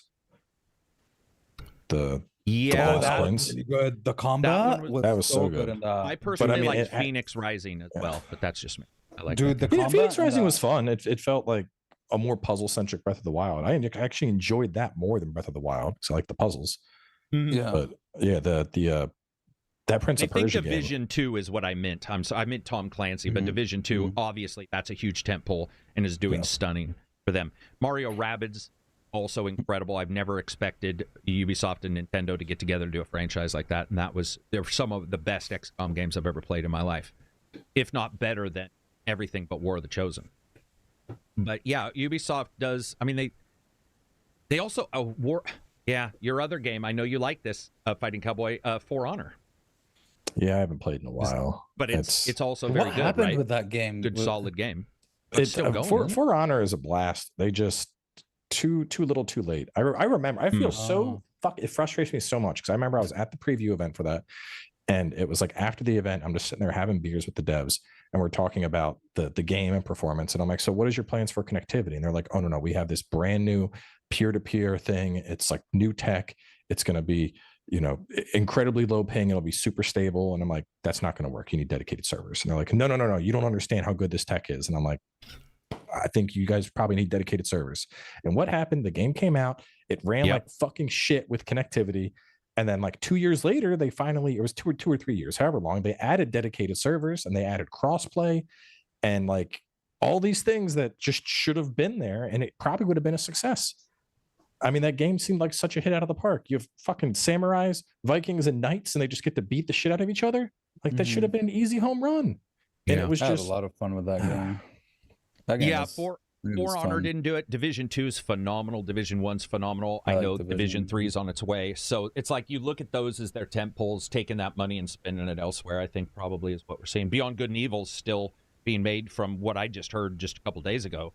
But it's in a mess of a state. Ubisoft has a tendency also to just keep chugging away on games that many other companies would cancel, and they just I want to see more of that, like what they did with Prince of Persia. They actually added a lot to the Metroidvania kind of genre. They added some cool I thought that game was fantastic. The screenshot thing where you would like take a screenshot and it would. I need that in every Metroidvania. Yeah, every Metroidvania needs that now. It was such a good feature. I mean, or just hit F1. Okay, it's not the same. Okay, it's a game. I know it's not. I just was in no way stunned or impressed by that, and I know you were because I remember you'd bring it up, and I'd be like, "Dude, I've been doing that for years." But I guess in the game, obviously, the better option. Yeah, and I did love that it put the picture down there so you could see. I also had that bug I told you about in that game, which ruined my entire game through that game. So I'll never touch it again in my life ever, or turn it on or install it. I found a boss that you're not supposed to even be able to get to or through. And I glitched past him into an area that is way high level, and I thought everybody was getting this. So when I was reviewing, I was like, "This is impossible. I am now old." And so I was telling people, my skills have dropped dramatically. I can't get by this. So you didn't even have all your skills. I couldn't even play enough to do impressions for it. So then I watch people streaming it, and Dev Guy, less than 2 hours into the game, the exact same thing happened to him, and he's like, "You're not supposed to be able to get there." And I'm like, "Well." And then he showed me a door that was open for everybody else, but not open for me. And his was open, but he got past this boss into this poisonous area, and you're supposed to have an amulet that helps you with it, and we didn't, and so it was just instant death. I would fall, and it would be like, fuck, boop, be dead. And I was like, I suck, apparently. Like, I don't know what's going on. Then that found had to out be later so it was a bug. fucking frustrating. Dude, oh my God. And people could hear me, because I'll play a game, but nobody can see what I'm playing. But we were in voice chat, and they could just hear me under my breath being like, you mother. What mother? And they're all, what are you playing? I'm like, Tetris. That's the big joke. Whenever I say I'm playing Tetris, I'm playing something else. And I was like, oh, it's just Tetris. It's this L-shaped block. Motherfucker. And I would be so mad because I was like, and you know how it is. You question yourself sometimes if you play a game and you think, is this me? Or is am I this, old? Am I old? Is this parry timing off, or am I just old Dude, now? yes. I was like, oh, man, I am officially I'm the guy who played Cuphead. Like I should, and by the way, you know, that's not even right to say. But anyway, I felt like that, yeah, and found out later that it was just me, unfortunately. You know, got a bug. Great Ape says, KARAK mentioned on the podcast last month about his bout with electricity for 2 weeks in January. Later, briefly mentioned getting a generator, I believe. What kind of generator? One of those that auto switch over? How many watts? Enough for the whole house? Blah, blah, blah, blah, blah. Asked a bunch of questions. So I looked this up because I saw this question pop in. I got a Westinghouse 12,500 watt. We're going to get another one, inverter. It's awesome. Doesn't do auto switch over yet, but I put it in its own housing, build up a housing, concreted it, got it all sectioned off, because it did cost me a ton of money. There were a bunch of games when I had high power outage for review, and I couldn't even email the companies back and say I couldn't do it because for a while we didn't have internet thing. But yeah, having a generator is a good plan if you're a content creator, because you can't do shit, and it sucked. So that's the one I got. I would suggest anybody have them if they have a job like ours. Cooler Master, this is from MK Bandit. Cooler Master introduces colored AI thermal paste that changes color to tell you how it's working. How would you see the color? That's the first thing. It would be. But it claims it can also maintain stable performance because it moves around via. Oh, it's made by there's AI. Like nanobots or some shit. Yeah. That's what I'm saying. Like, why is it? I don't want my thermal paste moving. I want it. I don't either. And I've applied it wrong before and watched the CPU core go up higher. So I like the idea of that. But you know, you have some meta. They've done really good job with meta materials that can move towards heat or away from heat because of how they contract and expand. Maybe it's that, but I wouldn't want that. I want to apply it. I don't want shit moving on my PC other than the fans, because that seems highly questionable. And like, I wouldn't want that. What BS AI can you guys think of when it comes to AI? Oh, selling a product like that? I mean, that's right. That right there is probably going to hit a lot of tech people. Are probably going to chase. You know that Gamers Nexus will do a review of it and hammer it, and they'll go out of business tomorrow. When it comes to AI stuff, I see a lot of shit on my Google search. That's pretty much where I do a search, and every response is like, or the top 10 responses are all, you know, Google AI trying to tell me shit. Yeah. Maxwell asked us a question we already answered. You guys think we'll see a Half-Life 3? Oh no! People are still on about the Half-Life 3 is a forever game for some reason, right? People are just, I don't know. What are they working? They said they were working on games, so they have their hero shooter thing coming out. Hero shooter that they leaked a video this morning too. Of a character running around shooting shit. I think they were by themselves. Team Fortress, or no, it's very much like, Overwatch. It's their Overwatch, yeah. Yeah. But it's supposed to be like 5 different lanes or something, and like MOBA shit. It's like a MOBA Overwatch, and like there's like turrets you can climb in, and I mean, it sounds. I'm not big on hero shooters, but it sounds kind of cool. They've never released a bad game Battleborn other than Artifact, right? Yeah, I mean, gigantic Battleborn, sort of like that. I'll try. Have you been playing Gigantic with the? I did. Yeah, the re-release. I did. Yeah. I have a friend for that game. Every time we talk, he's like, "So you gonna play Gigantic today?" And I'm like, maybe. And he's like, "We should all play Gigantic today." Like that's all he's done for like 2 weeks now. It's just Gigantic. Really, since it came out. Yeah. I think it came out in a bad time. Good time for them. It scored somewhat well. There were some tech issues, but it's a fun game. It's great to see it back because just like Battleborn, it died too quickly at the time. I don't remember exactly why, but yeah, it was a publishing issue. It was something internally with like money that was supposed to be paid that wasn't paid, and they were like, okay, we're closing this for now. Yeah, because it was a live service, online game. So if they don't have any money coming in from it. Alex says, after Helldivers 2 success, Arrowhead says they want to be the next Blizzard or FromSoft. Arrowhead CEO says Blizzard he or wants to be the FromSoft. next Blizzard or FromSoft. So either you're making bangers or you're harassing your employees. Those are two very different companies, like extremely different companies. Dude, extremely different. They're Where was this quote? This is from IGN. There was an interview. Let me go. So this is from IGN. From today's the 22nd, right? Yeah. It says after a shakeup at the business and the enormous sales success of Helldivers 2, developer Arrowhead has said is a grand ambition. In an interview with GameIndustry.biz, former Arrowhead CEO and now Chief Creative Officer Johan Heilstedt said they have no plans to sell the company, but do want to realize their ambition of taking it to the next level. We pride ourselves on being an independent studio. We have to see what the future holds, but there's nothing in the plans where we want to be acquired by somebody. I want to see how high we can fly, and bringing Shams on board. We have a good potential to realize that future of turning into the next From Software or Blizzard. I mean, that's a bold fucking statement to make.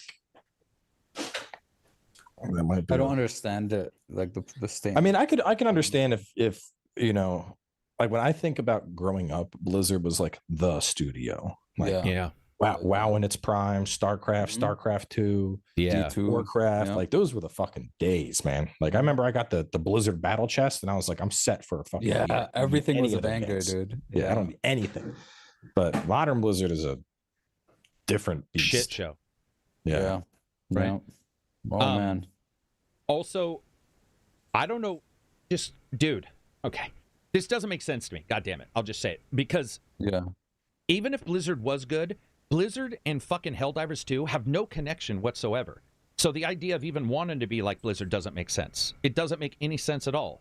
Like, I don't even, and From Software, who doesn't do multiplayer games, and they're major, it's like, why would you even say you want to be them? It doesn't. It doesn't make any sense. Just fucking be Helldivers 2. You just had success. Be just Arrowhead. Be You are Arrowhead. Arrowhead. Yeah, You like, are there. Be your You own are thing. there right now. This is the weird thing that's happening. By the way, when I sound angry, I'm not being angry towards that guy. They were asked in interviews, they clip out all of the context, but it reminds me a little bit of like when Larian was up on their pedestal saying that the only reason anybody's laid off is because companies didn't prepare. And I'm like, fuck you. I know people where they were prepared and they still had layoffs. And like, you sound like an old man on a hill yelling at the clouds at this point. And these guys sound the same way. It's like, just do your thing. It's okay. Do your thing. You guys have awesome success and you're doing really well at it. And I champion them doing another game. But if they also want to keep Helldivers 2 just constant, like one of those games that you just can't believe in, like No Man's Sky kind of thing, where you look back at it and go, they're this far? Like, that'd be awesome. What were you gonna say? I just really like how they paved the whole concept of live service into like something that's actually mechanically in the game, where it's like a concerted effort to do the something. dungeon master and whatnot. Yeah, for sure. And that is their thing now. You know what I mean? Maybe they are trendsetters, like they want to be. So I don't. Yeah, that's weird. Yeah, it must be clipped out of context or something, right? Probably, and that's no blame on anybody. You clip everything. I mean, that's how the world goes. You clip things out of context. I've been clipped out of context pretty rarely because I'm a loudmouth. But I mean, it's happened to me. It does happen where you're just answering a question. Somebody's like, "So you're saying this?" I think overall they have a good. I mean, dude, they're, the PlayStation thing sucked, but other than that, to me, Hellblade 2. I mean, wouldn't you guys agree Blizzard should be like Arrowhead? Yeah, Helldivers 2.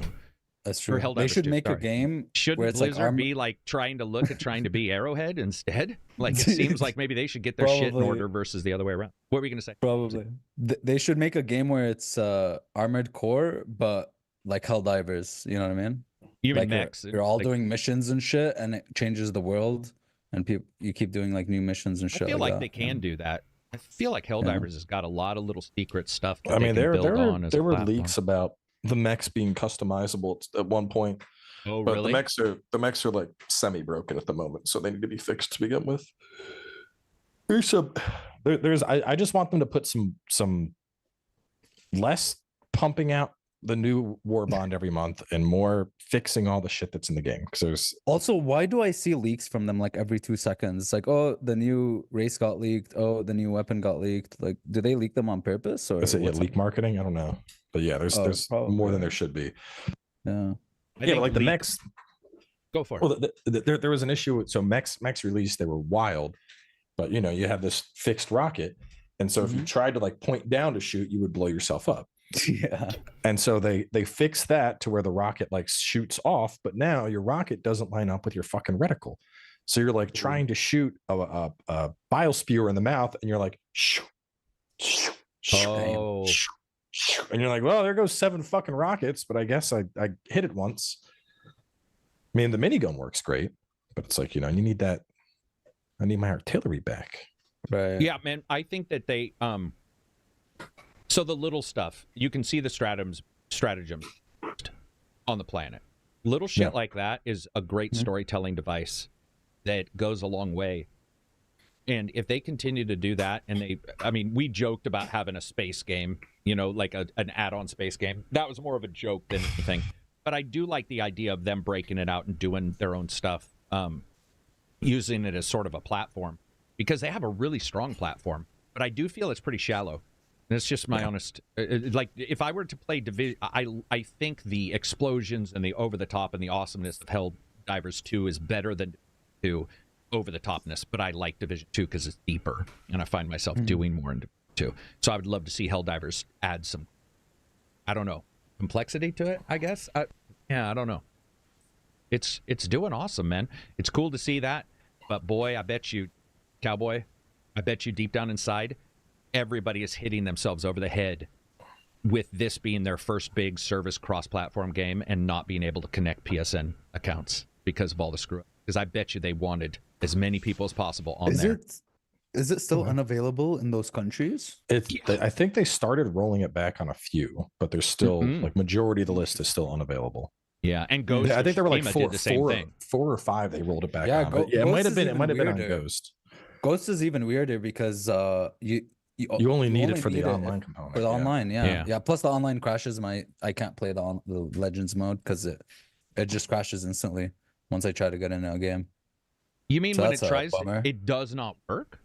It doesn't work. And I read in forums like other people are crashing as well. I don't know if it's everybody, but there's like different types of game modes, and the survival one is the first one I have to do, and that apparently crashes after matchmaking. So that sucks. Dude. Yeah, it's weird. Fighting Cowboy got a new car in the last year or two. I got a new car, and I'm going to tell you, if I was just driving my car and the wheel came off, I'd be pretty pissed. I mean, I don't know. I feel like we're so beat down. It's such an abusive relationship right now with games, and they're complex beasts. They're incredible to make. It's super hard.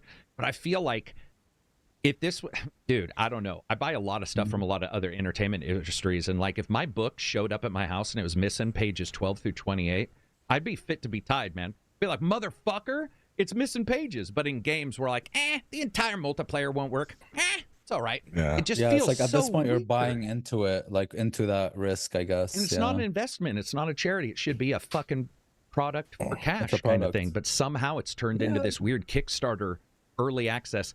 I bitched about it before. I know you guys like it, and I didn't hate it, but I'm pretty depressed that the Ori developers, the new one, No Rest for the Wicked, that it's early access. Yeah, I'm pretty depressed by that because I feel like if they waited to whenever they were ready and they said this is ready, but we're going to be doing more a la Helldivers, it would be a better solution than early access.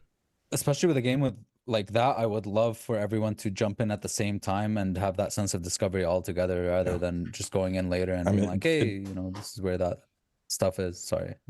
No, it does feel like early access has reached a point where we're essentially just paying for the privilege to beta test games. Yeah. Oh, dude, nothing is worse than this 3 fucking day early pay to play a game. Oh, that's the worst. Where the game is final.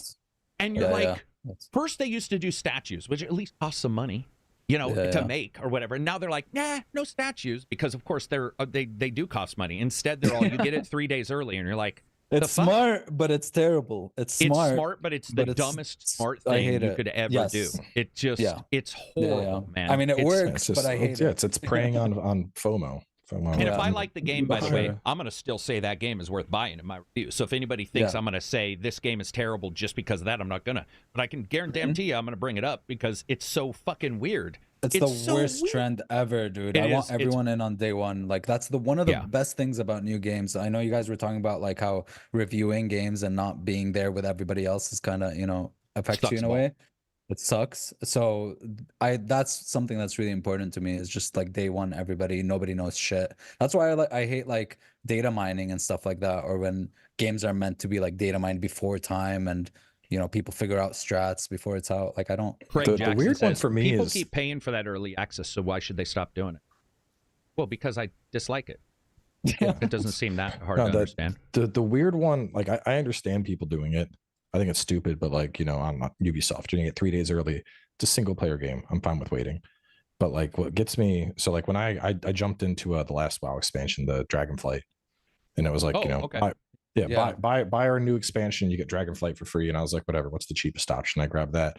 But they had like their Omega edition or whatever, where you get the new DLC 3 days early. And it's like, this is an MMO. This is an MMO. You're obviously you're preying on people's fear. That's pay to win. Of in a sense it is.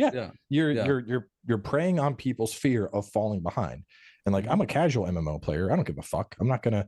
Yeah, sure. The first 3 days, the servers aren't even gonna fucking work anyway. More than likely. Yeah, that's true. So, let them pay for that. But like, that's so dumb to me. Your whole game is an online community centric experience, and you're gating people out because they didn't want to give you an extra $20. Like, that's fucking stupid. It's the worst. Because I remember back when Legion dropped and everybody was like waiting in Darnassus or whatever, and then like as soon as it like released, everybody was like rushing and doing quests, and that stuff in MMOs, man, it's like going away. It's becoming more and more personalized and gamified, and like the community aspect of MMOs, especially with WoW, I feel like is dying. Yeah. I'm not saying this is gamers' fault at all, but I do feel that constant bitching about microtransactions, which absolutely should continue bitching, that maybe when the bitching comes at times where maybe it's not so useful, like I heard somebody a couple days ago telling me a free-to-play game should just be free-to-play. There should be no microtransactions allowed in it. I was like, I don't understand how they're going to make any money at all. I wonder if those companies look and say, okay, well, this isn't a microtransaction, it's early access. And early access is technically acceptable from other people. So, but I feel like everything is either beta right now or early access or 3 days. Or there's always some caveat to everything I'm buying now. Except from software. Except from, well, hats off to all the companies that don't do it. And if I say that I hate early access, somebody will inevitably get on me and be like, well, some independents, that's what they need, or what have you. I get that too. I hate it. Obviously we see positives from it, but I think the problem is it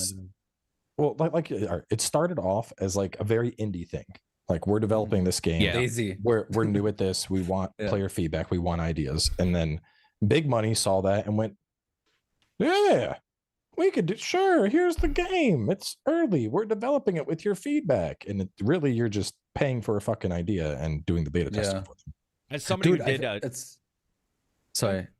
Okay. No, I was just saying it's so weird because we used to get like, for example, Battlefield and stuff, where it's like, this is a beta, but it's like 2 weeks before 2 weeks before the game comes out, so it's not actually a beta. And now they're doing like, oh, this is early access, but it's like 3 days before the game comes out. So these definitions are just like fucking wide as hell right now. So they're definitely preying on that shit. Yeah, I don't remember what I say, but it's just depressing because I don't know. It's not your fault. I don't really think there's a way out of it. Like, there's always going to be a caveat because it's digital media and stuff. It just sort of sucks. I was thinking personally, but it doesn't make any sense. But I still thought it for a second. I was like, what if you did 3 days early, but then the day of release they say we're gonna reset whatever character you have, so they really only all you get is 3 days of gameplay, but you don't get items or whatever. But people just throw a fit. I mean, they throw a fit about anything, rightfully so. That would also make somebody say, well, why should I? And I think the question these days is not why should I, it's why should you? And I think right now you get these arguments, well, why should I do that if blah, blah, blah? And it's like, that's not really the point anymore. It's more, why should you? Do you feel like that person deserves money, that company? You know, if you do, then you're investing in them for early access or for what have you. I just don't like it as a reviewer, because reviewer in early access is rough anyway, because they can change. And de facto, their entire genesis is about change. So when I review a game that's early access, 6 months later, somebody could be like, what's this guy talking about? There's not even swords in this game. Well, yeah, because the dev removed them, or, you know, what have you. So there's this odd thought process around it. Yeah, it's weird. It's weird. That was a problem with Lords of the Fallen. They, like, product came out, and like there was some good bones. The exploration of the new one, I actually felt was like probably the closest to Souls I've seen, with like just getting lost and being like, where the fuck do I go? Right. And, you know, I played through it, was like, all right, I can do a walkthrough here. I'm getting lost. This is perfect. And they've changed so much shit. There's like zones that have had enemies removed. Almost all the weapons have been rebalanced. There's new weapons. People are, you going to redo the walkthrough? I'm like, fuck no. I mean, if it runs, it's solid. But the big problem at launch was, unless you had a beast of a system, it was like playing a slideshow. Oh, shit. Unless you're Johnny. Yeah, it's coming to Game Pass, though. I waited, and it's coming to Game Pass now. See how that all works out. So if it's Game Pass PC, you should be good. Yeah, it's coming to Game Pass PC, I'm pretty sure. Yeah, you got a 4090, you'll be fine. You'll cook. Yep. Yeah, dude. So here's the other thing about Lords of the Fallen is I love the idea of the Umbra. Okay, we were talking about this earlier. Now I have an idea. We were talking about what would we like to see in games and graphics changing. Here's what I would like to see. You have the Umbra in Lords of the Fallen, or whatever it's called, the Umbral, but it's usually Umbra in like D&D games. Let's say you have this. Here's what I would want. I want a Dark Souls game where you have the Umbra, but you use it in a boss battle. Boss is running towards you, boom, Umbra hits a pillar in another world and gets knocked out. And then you go into the Umbra, and then he has to come into that pillar, like almost like Ratchet and Clank's, the lies that Sony told us about their bullshit fucking portals in Ratchet and Clank that turned out to be nothing. Imagine that in Lords of the Fallen, where you can jump between worlds and the enemies, you can hurt like them. Using the level as a mechanic. Using the levels, the different. Yeah, you have this different stuff. What if he changes and the only way to damage him is to go instantly, right? I think technically that's something I would rather see than we're closer to looking like real people, you know, in our games. I would love to see that kind of stuff. Imagine a bridge being missing. Shit. Something that Dragon's Dogma tried to sort of sell with the trickster idea that didn't really pan out as much, because my guys would kill everybody before I could pull off any fucking moves. And so if that was in those games where you teleport, you know, you could move around, you can use the world like the Medium. Remember when they tried to pretend that, you know, the Medium was going to be this amazing thing with two worlds and it was complete full of shit. Just absolutely lies. And Ratchet and Clank's first level shows you going through all the shit, and then you play the game and you're like, it's quite literally just a quick load. Like, it's bullshit. It's not nearly what it should have been. Great game. Still a great game. But what that lie is what I want in Lords of the Fallen. To fight a boss, that different thing. Or imagine elemental stuff. We cast a spell of water right now and it makes a fucking puddle. I can make a puddle by pissing. Whatever. It's not special. But what if you could fill the level with water and slow the boss down? What if you, I mean, those kind of things. We saw it with Baldur's Gate and Divine Divinity, or Divinity Original Sin. The reactions, oil and fire. The reactions, and whatnot. yes. Imagine making an enemy blind in a fucking Dark Souls game by fire and water, and steam comes up, and you've got a short amount of time. And so now instead of, oh, God, I got a strength build, instead you've got a Karak build. That's him just doing his thing. Oh, dude, that'd be cool. Which would be different from you guys. Go ahead. It'd be cool if that stuff isn't scripted just for like one certain boss fight, but they give you all the tools necessary and you can just use them in your own ways. Yeah, that'd be really, really cool. Dude, it'd be sexy as shit, man. Like, that's the kind of Dark Souls game that would get me back into Dark Souls. If somebody said, and we were talking about graphics, 4090 can flay almost any game other than Cyber. You know, but I mean, it can blast through games. It's like if we're going to this level in graphics and I can see Senua's teeth, and I'm like, yeah, she's got good teeth. Like, we're getting really close. Like, what? That's weird. At some point, we're getting a little too close. Instead, dial that down and let me fuck the world. I want to see, like, shit, flip the world upside. Remember how bosses will do that shit? Bosses will flip worlds up down, or they'll do stuff. What about me, man? Like, I'm this ultimate powerful guy in a Dark Souls game. I want the ability to have some flexibility, because sometimes you'll get a boss in a Dark Souls game where you'll hear somebody say, oh, strength builds aren't as good against this boss, or what have you, whatever. I get that, but it still feels like you're going to a poker game and you know every hand that you need. You're not really playing. You're just like, I know I need this to beat this guy already.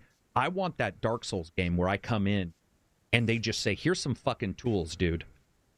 You go and you do your thing and you make it as hard as you want, or by doing your shit and being smart, you make it as smart as you want, which would require enemies to have awareness, true vision, hearing, all that kind of stuff. I think that is where I would love to see, yeah, let me fuck the world. Somebody's going to clip that, but that's not what I meant. But yes, I know. You guys and Toria said they're trying to do not quite to that level, but they're trying to have more of a, like a freedom of you sexy. You throw out the hammer to stun it, but then after that you want to, follow up with your quick attack targets. Like they had a big thing about like respec anytime, do whatever you want to match your play style. The game's like Italian, right? Or like Italian. Yeah, it's like an Italian Sunny Souls. I don't know. I'm gonna check it out after I go to the gym. Yeah, is it still coming out June 21st? Because that's very unfortunate. No, it's September. They moved it because of Elden Ring. They moved it. Good. The demo came out today. Oh, so okay. So cool. they dropped an 8-hour demo. So that's the smart thing too, Cowboy. And I know you and I must have talked about this either in my podcast the 2 times or in Maddie's, where it originally you just didn't see these companies switching release times, and now you're starting to see this flexibility where they're financially driven, but it's pretty nice to have them go like, this is not going to work out. Like, we even can't the Final release Fantasy 14 expansion, he was like, yeah, we're just going to delay it 2 weeks. One of these times the Horizon devs will actually release when something else is not coming out.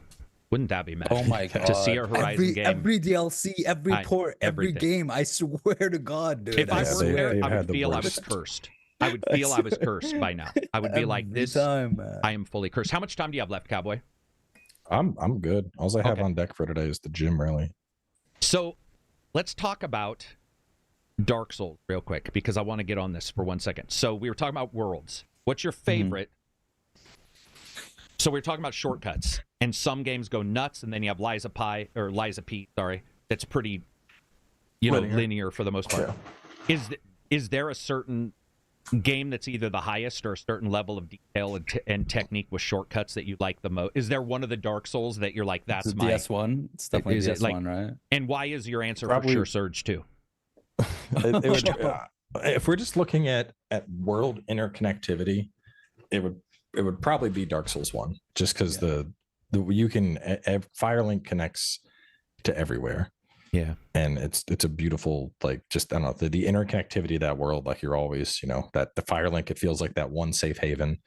And then if shit goes south, suddenly you have like the invader there, and you're like, what happened to my bonfire keeper? And there's, I don't know, that's a very unique setting. I mean, there were a couple of little shortcuts here and there in Elden Ring, but once you added like fast traveling to any grace you wanted, that kind of took away from it a bit.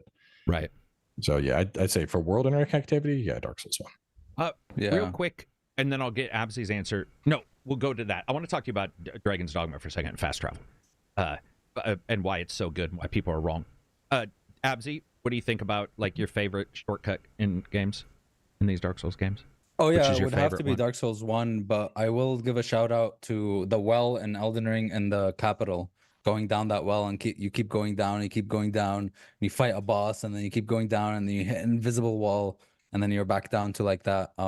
It's like a part in the Necron area, or I don't think it's Necron, but it's another underground area where it connects back to like another thing where you could kill 2 gargoyles and drop down in the coffin. I think it was. It was like a really, really cool moment where I was like, oh, I'm here.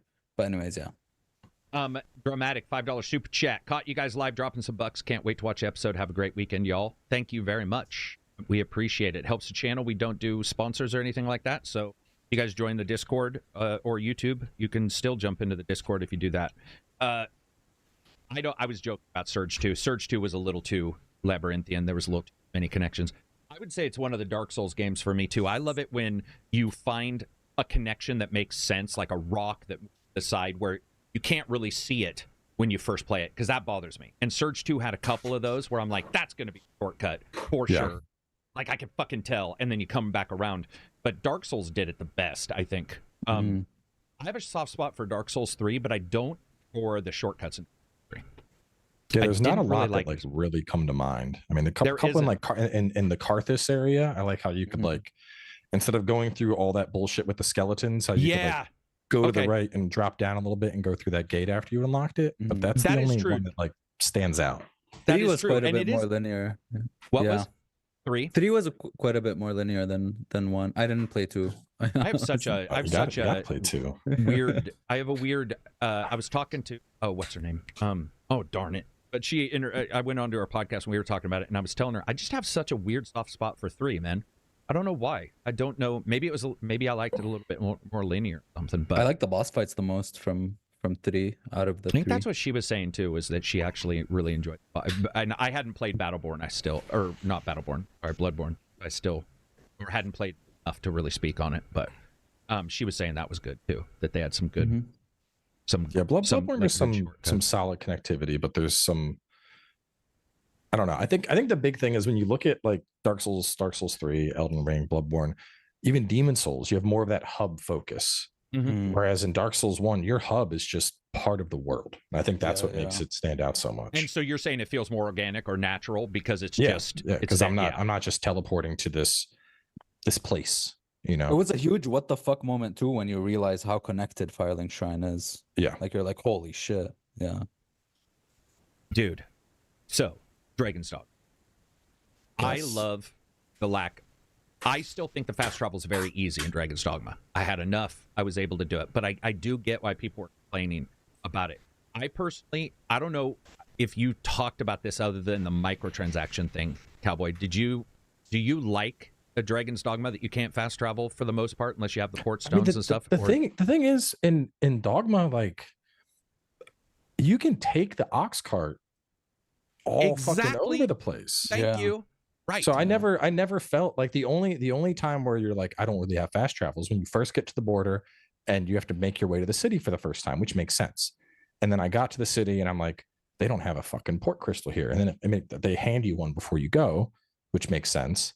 But I mean, yeah, because you know, and once that gets up, then you have a cart that goes from the city to the checkpoint, from the checkpoint to Vermund. And that's it. And like in terms of just general port crystals, I mean, I chucked one at the Elf Village, I chucked one down on the volcanic island, and then one in Batal. And after that, your bases are covered. So you're like, okay, I guess I'll chuck one over by this dragon spawn to farm him every week or something. But yeah, I don't know. I think a big thing is people are so used to just, I want to click and go, that they don't want to interact with the in-game systems. Which, like, if you're using the carts, you know, I mean, shit, I'll take a cart at night. Oh, there's an ogre. Let me hop off the cart. Free mats. Cool. Hop back in the cart, make the character fall asleep, wake up. Next day, you're where you wanted to go. Not only that, but the carts would take you even if you hadn't been there. You know how some games you'll try to fast travel to a place you haven't been and be like, you can't do so. But the cart, you just jump on and they're like, we're going to the checkpoint. You'd be like, oh, great. I haven't been there.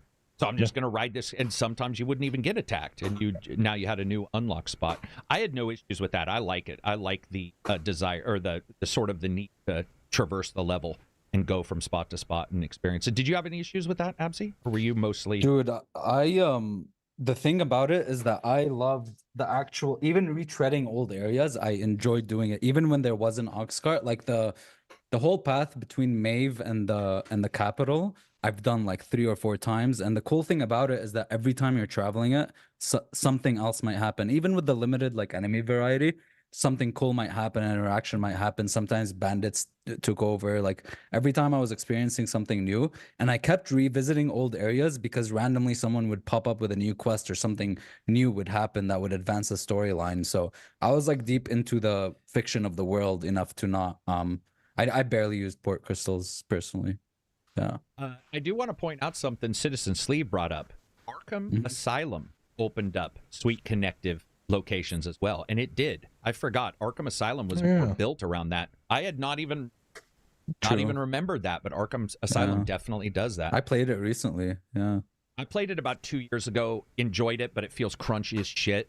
It definitely feels like the oldest of the Batman games. I mean, But I enjoyed it. I enjoyed it for what it was. It's just definitely, you know, these games are getting on 15 years old or whatever. You know, like a lot of the games I like, at least. Not necessarily that one. That one's got to be that, right? Batman Arkham Asylum. Old. It's like 360, right? 2008 or something like that. Yeah, so we're looking at nuts. That's crazy how. Eternal says Arkham Asylum had some of the best Metroidvania level design. Let me look. 2009. Really good. 2009. Damn. 2009. Yeah. Dude. It's crazy. So almost 15 years. Yeah, that's crazy. Or almost 15. Yeah. Yeah, it's nuts to look back at some of these and go back and play them, and still, when you find that game that's good even now, even if it's got some crunchiness, the Arkham games in particular, I think, are like that for me. I really like Arkham games. Like Arkham was solid. I never liked the Riddler puzzles. Those always annoyed me. But the rest of those games were just good all around. Maybe the main thing you're supposed to get out of the Riddler puzzles is trying to figure out why other people like them. What if that's the major? What if that's the major riddle? Is being like, how does somebody explain like away a lot of it would explain a lot, wouldn't it? Because, dude, I don't know anybody. It was like when you got into Arkham and you jump in the tank. I didn't hate it near as much as everybody else, but I absolutely get why people disliked the Riddler section, or the Riddler stuff, because they're so.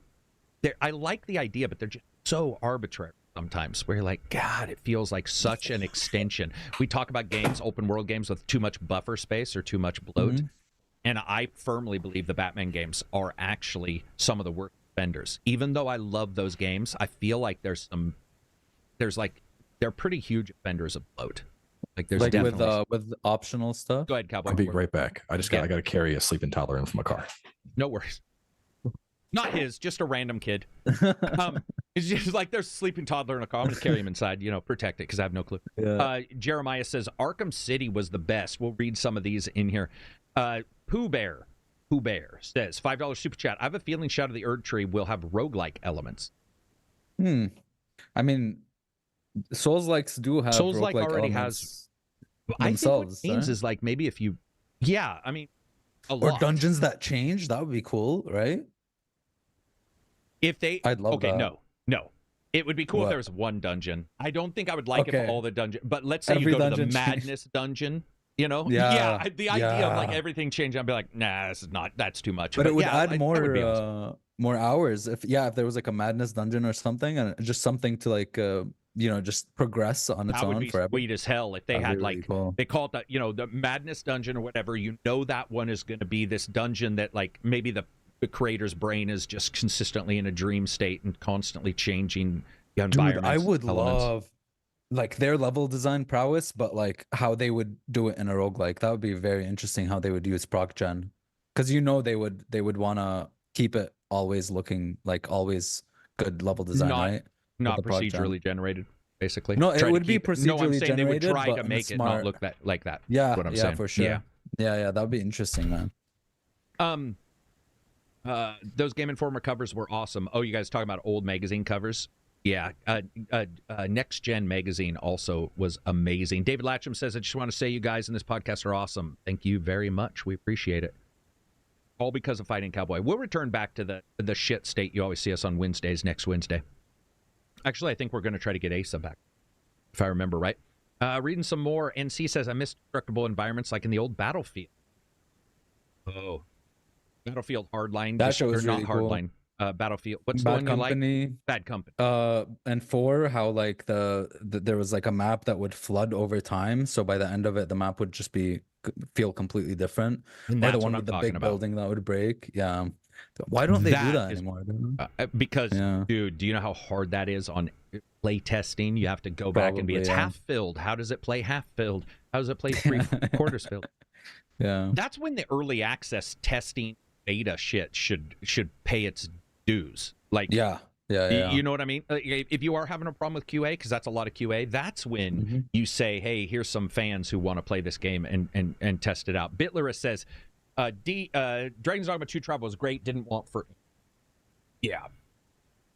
I wonder if they fixed the city FPS in Dragon's Dogma 2. Did they? Do you know?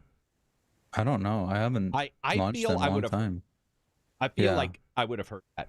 By the way, did you see the friggin' mod for Ghost of Tsushima ray tracing? No. What? Seriously? Yeah, pretty cool. Was it good? Damn. Yeah, I'm sure it kicks the shit out of your GPU and CPU. But yeah, I saw WCF Tech. Is that what that website's called? WFF Tech, WCC Tech, whatever. Mm-hmm. They have a lot of good mod coverage. They're very good for mod coverage.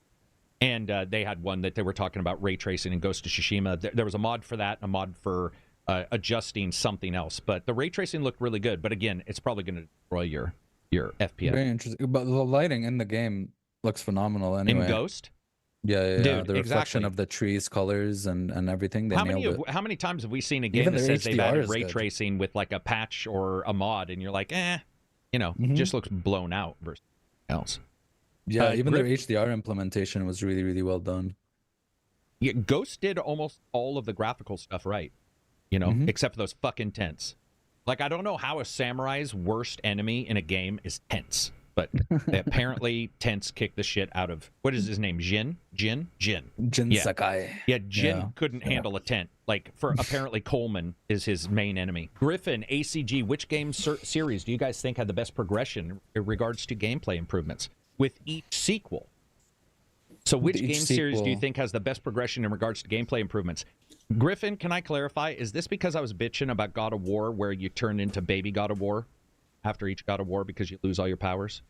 He might be talking about that. Horizon did it really well, dude. Horizon would... The sequel was phenomenal. Yeah, it basically took all your upgrades and they made it your base kit. Your base. And then they added more upgrades. Yeah, it was really well done. That's the way it needs to be. Yeah, baby's first day out bullshit sequels piss me off. I don't like it. Mm-hmm. I mean, look at Mass Effect. They had to kill Shepard. They were, they're like, hey, let's kill him and bring him back and change everything and forget how bullets work. I didn't like how Breath of the Wild did that, where it's just take your powers for Tears of the Kingdom and your basic bitch Link again. It's like, no. I have the hot take on this. I just didn't like Breath of the Wild very much. I like Tears of the Kingdom, but you don't either, Cowboy. You're not a fan of Breath of the Wild? I took about 3 years to beat it, and then I tried Tears, and I couldn't. I did Tears for like 4 or 5 streams and dropped it. I just wasn't a fan of it. It's pretty lean, and the technology is definitely ancient now, right? I mean, we're starting to see the Switch's technology was old day one, let alone 8 years into this situation where you have handhelds and stuff that can emulate it twice. By the way, I saw somebody running a split emulation, and it was running it better than the Switch once. And I was like, okay, we're there. I mean, my thing is like, all right, I don't want to get too deep in the weeds on this, but like, generally, I like games that give you little direction. Dragon's Dogma, you're just kind of told, hey, go that way. Elden Ring, you're told go that way. But like Breath of the Wild, I feel like there's too much freedom.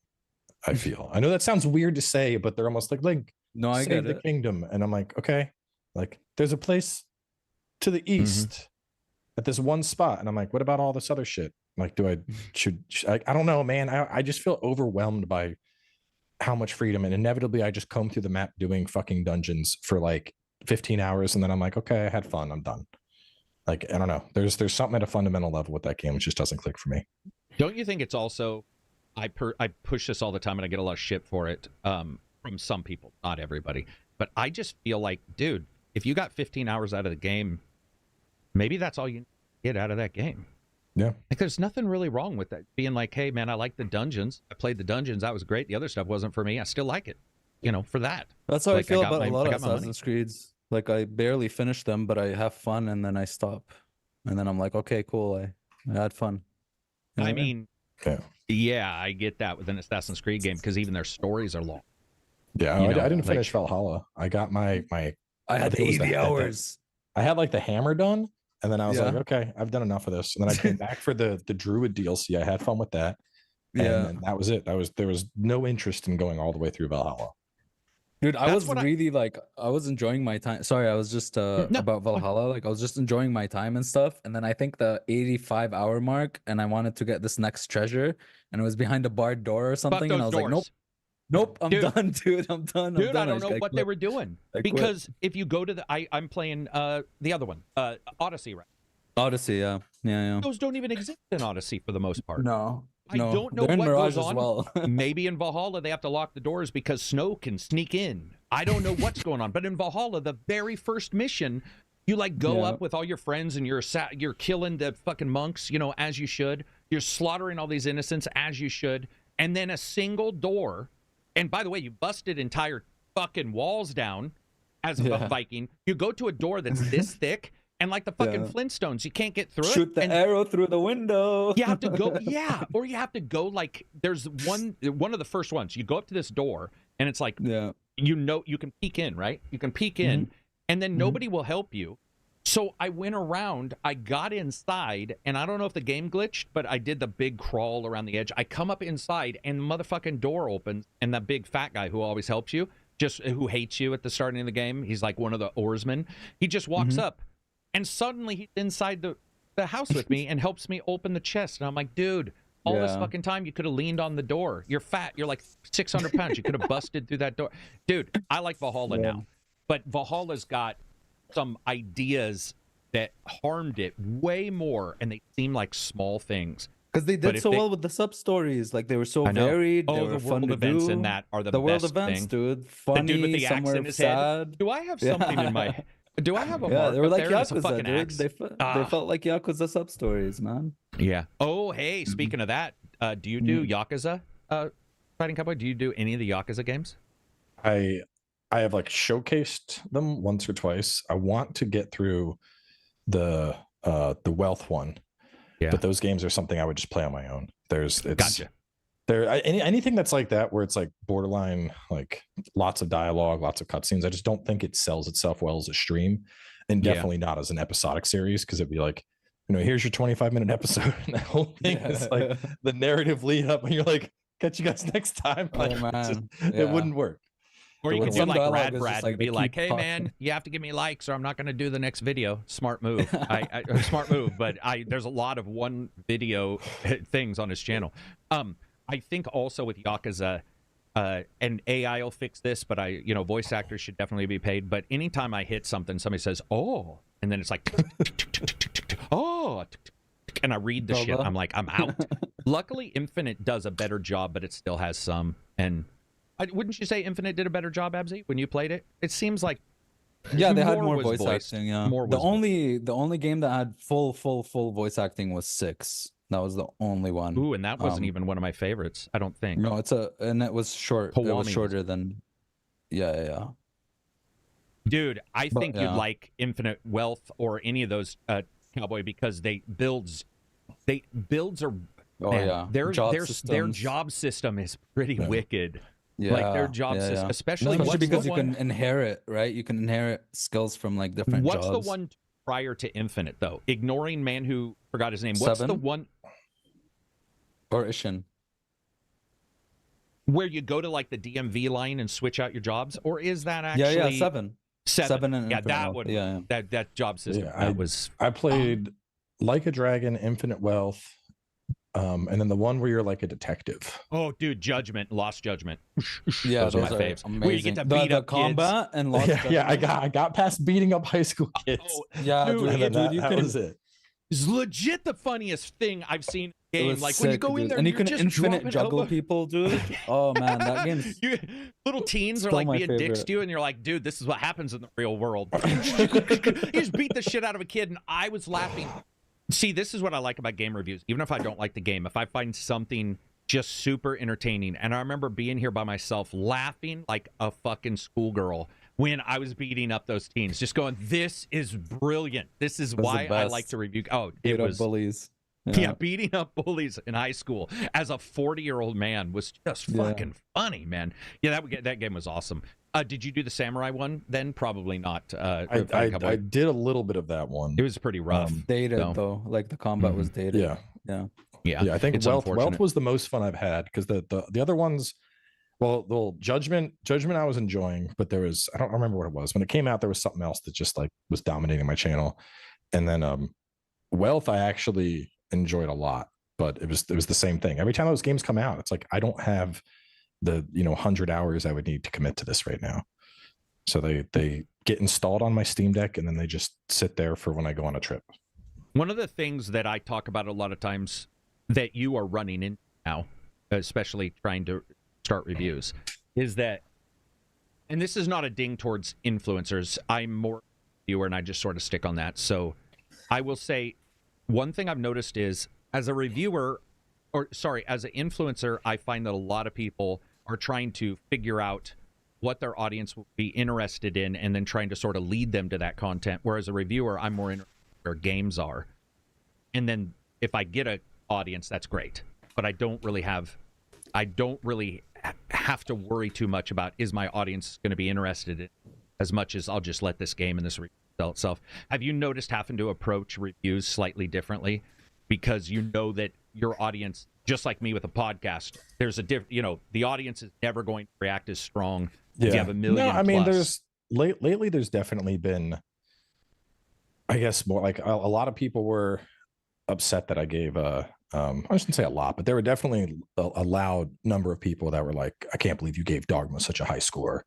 And I'm like, I about have 150 hours in this game. Like, this is right now, this would be my game of the year choice. I don't care. The running around the world, I put fucking tar on this guy and then lit him in fire and he bursts in flames and then the trees light on fire. Like, that shit is peak for me. But then, like, Rise of the Ronin, tried, didn't really enjoy it. And so there's definitely people that get upset one way or another. Like, even Senua, people were like, I can't believe you would give this a great score. And I'm like, I caught out what's good about it. I still did a series. There's still 11 episodes, but like, I feel like I'm at the point where like I'm gonna score something what I score it, and if people get upset, that's how the internet works. Yeah, it is. It is. I don't necessarily know how many people, and I'm sure you probably got the loud one who bitched, but for the most part, I think that it's really easy to forget that that a majority of the consumer probably just watch it and then give a thumbs up or a comment and then leave. And I noticed that a couple days ago. I did a review and I saw it had a slightly lower percentile. YouTube will give you that, like, you got 99% thumbs up versus thumbs down. When was that? Like 97. And to me, that was pretty low. And I was like, whoa, 97, like 12,000 thumbs up. How many thumbs down? And then I go and look and it's like 300. And I'm like, oh, all right. Well, 250,000 people watched it. Yeah. But it's so easy to focus on those negative, like on the people bitching about that thing. And by the way, with Dragon's Dogma, there were valid bitches about other stuff, including the city's FPS, which could have just, frames per minute. I mean, that's pretty low in the city. It was rough. Yeah. But I think that especially when covering them now, I don't know what it is, man. Probably because I'm just a bastard, but I just don't give a fuck. As long as it's not factually wrong. Yeah. If it's factually wrong, which everybody will make a factual mistake, that for sure happens. Anybody who tries to tell you they won't make a factual mistake in a game review is lying. They happen. I've just found, like, for the most part, I don't even look very often. Like, I'll go and say thanks to the people who say thanks, and if somebody starts it going, I'm never watching you again, I'm like, well, thanks for the comment. You just engaged, whatever, bye. Yeah. Like, I think part of it too is burnout, and not like game burnout or industry burnout, but like the drama burnout. Like, dude, it's just everything. Power World stole AI access, and then the Dragon's Dogma, the sneaky microtransactions, and then Stellar Blade, and they censored the boobies, and then Paper Mario, and it's only 30 FPS. It's unacceptable. And now Hellblade, no, it's too short. And it's like, shut the fuck up. Just either buy it or don't. No one. I'm just tired of listening to the bitching, man. I'm so tired of listening to the bitching. Like, there's so many you can choose. There's probably a game for you. I feel like a lot of people for sure do this, where they buy a game and enjoy it, and then like watch a review to either reaffirm their beliefs or shit on the person for not liking it. You know what I mean? Just like get in on the drama. Like, I've never, like, I don't really like baseball or basketball, but like I would never go to a baseball game and they'd be like, yeah, this fucking sucks. Like, why? Yeah. I don't understand why people feel the need to use their time and energy to bitch about something they don't enjoy. And like, even with Hellblade, like, I've stopped looking at the review because half the comment section is just people being like, oh, the ponies are they're out in full force, and you fucking I hate that bots. You mean because you didn't love the game? Kill me. Yeah, there's like an Xbox PlayStation war in the comment section. I'm just like, I don't even fucking care, man. Gotcha. Like, I can't believe that shit's still a thing, man. Like, I know. Since like it's so stupid. The corporation doesn't even know you. I mean, especially exist. when you're being abused equally by both companies. Like brand loyalty. Like, unless Sony saves a baby from a flood, or Microsoft does, to me, they're just performance. They're just platforms for delivering a title, and then I say whether the title's good or not. Companies, dude. Yeah, they are simple companies. It is weird because the company wouldn't do it for you. Weird. The reason why I brought it up though is because I think you're right about the burnout. Even with my fans, I've noticed they're burned out. So what I mean by that is, I'll have the occasional fan who says, like, I like this game. I'm having a good time. Thanks for reviewing it. And then I'll see the little alert when I'll be watching Kyle Hill science videos and shit because I'm always watching science shit. And a red alarm will come up saying somebody commented. And I'll see a comment, and I'll be like, that comment doesn't make sense. So it's not to me. It's like it's got a weird, like there's some layering to it that they're obviously replying to somebody else. And then I'll go and look, and a person's mad at the person for liking the game. And I'll be like, dude, seriously? Like, you took the time to be mad in the comments to a completely separate thing? I'll never buy it. How dare you like it? And I'll be like, you will never buy it. Bye. It's very, we had it. It is definitely odd. And they a lot of these people, I think they just like, they want drama. Like a perfect example is Assassin's Creed Shadows. Like I haven't bothered with any of it. I'm like, I don't want to deal with this fucking headache. And so I went back to beat some things in Monster Hunter Rise Sunbreak because I never killed Amatsu or Primordial Malzeno when they added them. And I'm like, you know what? I feel like I want to beat those monsters. So I'm streaming that. And I had someone come in and they're like, what do you think about the Assassin's Creed Shadow drama? And I'm like, I don't really care. Either play the game or don't. I'm like, well, but tell me what you think about it. And I'm like, I don't care. And they're like, well, I've been a sub for this many years, and if you're not, and I'm like, I don't care. Fuck off. Leave. Like, leave. Leave. We asked you nicely. We said we don't care. No one wants to fucking talk about it, man. Just fucking play. They see that as you defending Ubisoft. You know what I mean? They go like, oh, why are you paid off by Ubisoft? Yeah, you paid off. Did you fucking Ubisoft buy your house for you? I used to like to joke with Absy because I think over 70% of Ubisoft games currently, maybe more like 60 now, I've rated wait or don't get. Yeah. And people will still say, dude, you're paid off by Ubisoft. And I'm all, seriously? That'd be the worst payment in the world. Like, can you imagine saying, hey, dude, can you say our game's not worth getting? Thanks. You're like, what the fuck? Maybe you're saying wait for sale. You're saying wait for sale. It's such an odd kind of situation around it. But it is, I mean, I do get it also because games are immersive, and so people get invested far more. As somebody who avidly, it's 300 pages, 500 pages. It takes you a couple days, but there's no immersion in the sense that I can't affect the story. And the only other place I can say is somewhat equal is when I play D&D with friends, because there's a back and forth that it continues to grow up and build. And then you get this situation where they feel more invested than they might health-wise possibly need to be. And so I see it with that, where that makes sense. But otherwise, it doesn't make a lot of sense. I think there's also the desire to make sure that the world doesn't screw up the thing they love, which I do get.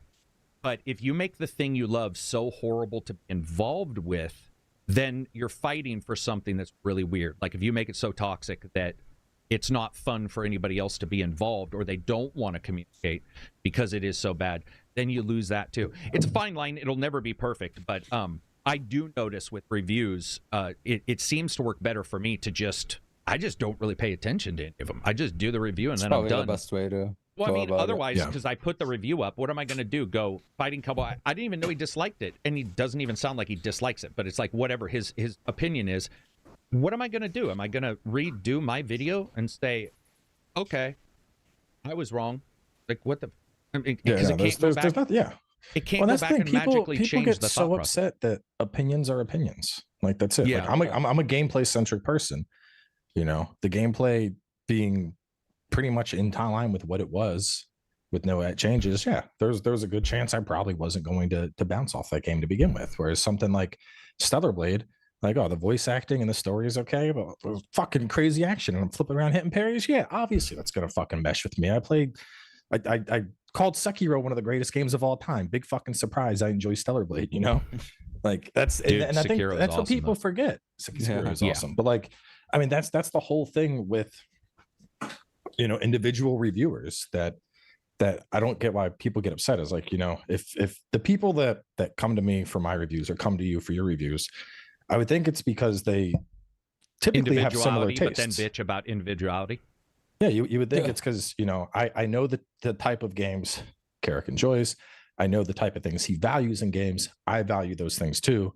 That's the opinion that is likely going to align with mine. Yeah. And if you weren't consistent, you would be IGN. Yeah. That is one of the big, as in you would have multiple people covering games. And I do think that that's one of the things. It is weird because I'll have people say, Karak, man, you rated this game lower than everybody else. And I'll be all, well, aren't you following because I'm independent? That I'm not? Like, that I'm going to think whatever I'm going to think, regardless of anybody. Like, I'm not a part of this thing over here. I don't, my score isn't even numbered. Yeah. So why is that even a part of the discussion? But I do see it where people will, the only real desire for independence is the desire to have somebody be independently perfectly aligned with your own desire of independence. That's usually what happens. Is they're perfectly aligned until they're not, and then they're instantly angry because the independent thing that used to align with them suddenly doesn't.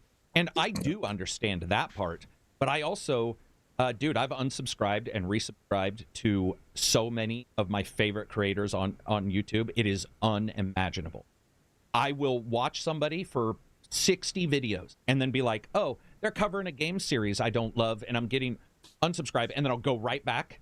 6 months later, I'll be watching somebody, oh, subscribe. Oh, yeah, I'm not subscribed. But people think it's like some line in the sand to be like, oh, my God, I've made a choice. I'm going to go and write it in blood on my front lawn that I've stopped subscribing from somebody. And you're all, dude, I don't know if you're really understanding what those are. It's funny because the Patron, I don't know if you ever saw this video. It's a fantastic video by the Patron, creator of Patron, and it's called The Death of the Follower. And basically what he was indicating was followers on any social media no longer are nearly the metric that matters anymore. So, for example, my metric is bigger on Patron than it is anywhere else. I have a good-sized Patron.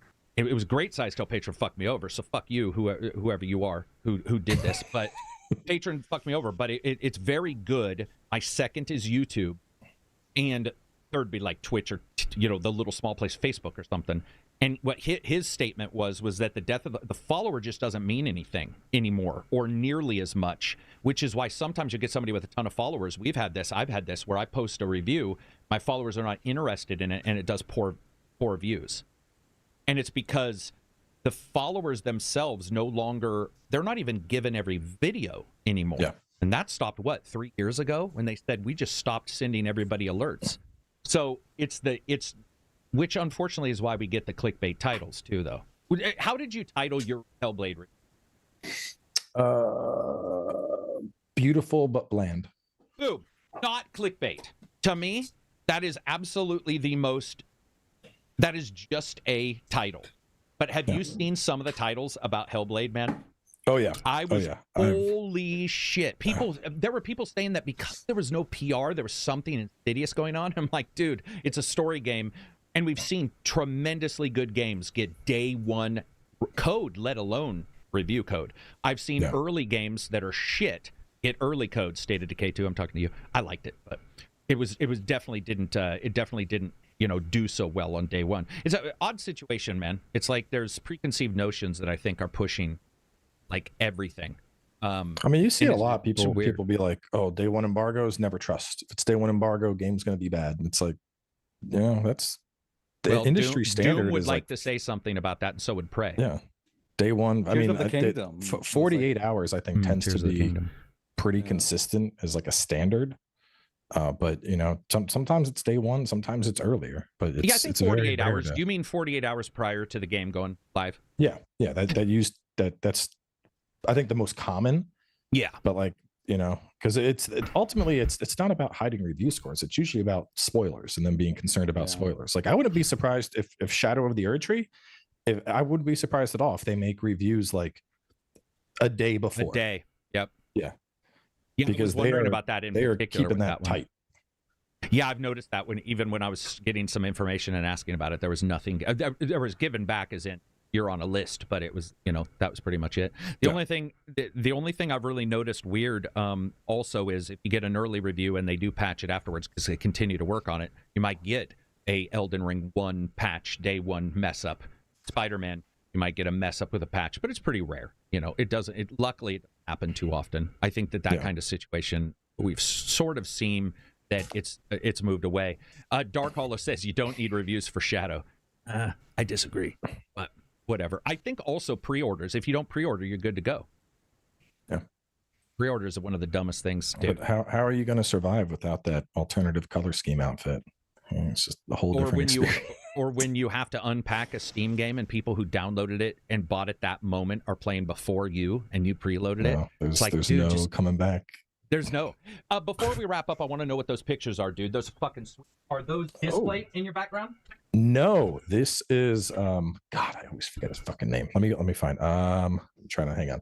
Let me go to my office video. I have a link to him. This stuff is really cool. Andy Lunique? Dude, yeah. He's been on the podcast many times. That guy is one of the best dudes in all of gaming, by the way. He's the one who put me in touch with this group. They're called Psy-Acoustics. So of these, I have Psy-Acoustics. Yeah, I've got Psy-Acoustics. Okay. Yeah, gotcha. I have a big Cowboy Bebop one, Berserk, Castlevania, Sephiroth, Godfrey, Neo 2, Geralt, and then Jin from Ghost of Tsushima. Dude, Psy-Acoustics, so people know what this is. Basically, it's art that also assists you in destroying reverb and echo in your room by basically adjusting the acoustics, soaking up some of the extra sound. So yeah, they're very cool. Psy-Acoustics. I got Borderlands Tiny Tina. The custom ones. The custom ones, and then a couple others from him that I have in a different room because this room is already filled with sound barriers and stuff. But very, very good systems. I really like it. It's easy to hang, and they do end up like sort of taking away some of that ambient audio that you get. This was an expansion I had built onto the house because I wanted just like a standalone office. Mm-hmm. Yeah. And before anything was in it, because I mean, this is just a box. It's like a 12 by 12 box. And so the echo was just fucking wild. And as soon as I put them in, nothing. Somebody's asking the spelling. It is PSY Acoustics is the name. Very good stuff. It is, it's audio stuff. So the price is what you would expect. But Andy put me in touch with them too. Andy, dude, like there's few people I'll just like bloviate on, but Andy's awesome. Andy helped me from the moment I knew him at the smaller companies. Then he went to Microsoft. Now he's at Bungie, I think. And I think still. And he's always been awesome. And I worked with him on some trash games, some games he was giving me codes for that were not good. And I was always like, in that thought process of like, at some point, right, Andy's going to be all, okay, maybe I won't, I don't want my name attached to KARAK because I was blasting games. And he's awesome. If anybody knows, he's also the guy that does the cookbooks based on video games. And he's done some great stuff. Like he's definitely one of the good ones in video games. Before we wrap this up, Cowboy, you're going to do Shadow of the Erdtree, any reviews? Hopefully. Everything is still very, very silent. Obviously there's the talk going around about an event. But that's the only thing right now. There's no everything is quiet. Which is from Soft, Yeah. What about any other game? Is there any other reviews or any other like maybe smaller anything? I'm gonna check out Entoria. I'll probably check out the Monster Hunter Stories. They're releasing the first game on Steam, which that was previously like iOS. So I'm pumped to see that actually come to like a proper gaming outlet. I mean, it used to be on like the 3DSs, let me see. I don't remember what it was. Anyway, point is, this is the first time we're getting it on like proper consoles and PC gaming. Yeah. So, and I enjoyed the second one. It's a very refreshing take for like a monster battler. But yeah, I mean, honestly, Shadow of the Erdtree is just about to dominate stuff. I'm just kind of counting down the days at this point, and then I'll go into hibernation as soon as I get a code. You see, everyone's like, I know you're playing it already. You'll know I'm playing it because all of a sudden all streams and all tweets will stop. Thank you. Like that's, I don't understand why people, I'm always like, if you're not hearing me answer a question on Twitter, Like, because usually I'll answer. If somebody's like, hey, have you got code or blah, blah, blah, you'll just get no response. It's like, because any answer it's going to be quite easy to tell, like, if they have it or not. Like, if you don't, then you're also indicating it's out. You know, because you'll hear, I've seen this before where I'll see people break NDA by sort of walking around if they do or don't have it. And I'll be like, don't do that, man. Just don't respond. You don't need to respond. Just disappear from civilization. People can figure out you're doing something. The closest non-NDA NDA leak I did was Stellar Blade, the second math problem I couldn't figure out. And I just took a screenshot of the math and I put it on Twitter. And I was like, who can solve this? As soon as somebody figured it out, I deleted it. I was like, okay, good. No one knows what this is from. But this fucking math problem, man. I can't do fractionals. It's been too long. yeah, dude. I sometimes now the nice thing, use Google Lens. Take a picture of it with Google Lens and ask it to do the math problem. I tried to do ChatGPT. This was the first time I'd ever like worked with an AI, and I gave ChatGPT the full function. And it was like, the answer is this. And I'm like, no, the answer needs to be 4 digits. And it's like, my mistake. Let me do it again. The answer is this. And I'm like, you didn't even do the first equation. And it's like, my mistake. And I'm like, this fucking thing. And then I put it on Twitter, and like 2 people within a minute were like, oh, you go square this, square that, subtract them, divide it. Boom, your answer. I'm like, good, thank you. ChatGPT loves to be as confident as human. ChatGPT is basically a YouTuber. It loves to be as confident as possible in its bad opinion. And it'll just say, yeah, the answer is for sure this. And I have heard it say, sorry, you are correct. The initial thing was wrong many times, dude. Many times. And I also found out it can't do reverse puzzles at all, which I wasn't even aware of. It obviously makes sense. But I was like, if this is my answer, can you make up some puzzles to get me this answer? It's like some word puzzles, some number puzzles. That thing's shit was... It was fucked, man. It didn't make any sense. It was like blah, blah, blah, blah. I was like, dude, come on, man. You're trying to fill that last 30 seconds to get an 8-minute video so you can put ads in it. Like ChatGPT is, I'm telling you, it's an let's see. Before we wrap up, I want to say thanks to Abzy for coming on Wednesdays. Thanks to Fighting Cowboy for showing up and chatting the shit with us, because it's been, what are we at? We're at I closed close the video. Started there we go. What, 12:30? So 3.5. So we're at 3.5 hours here. I want to say appreciate how much you guys support the channel, even if you don't agree. It's fine with reviews. That's sort of how it's supposed to be. Just be nice about it, because I can guarantee you I will not be. That'll be it for us. Peace out, everybody. I hope you absolutely enjoy it. Oh, if you get a chance, open this up and then leave a comment on the video, because that helps. Yeah, open this up, leave a comment on the real video. Yeah, that's it. Peace out, everybody. Have a good week. I was going to ask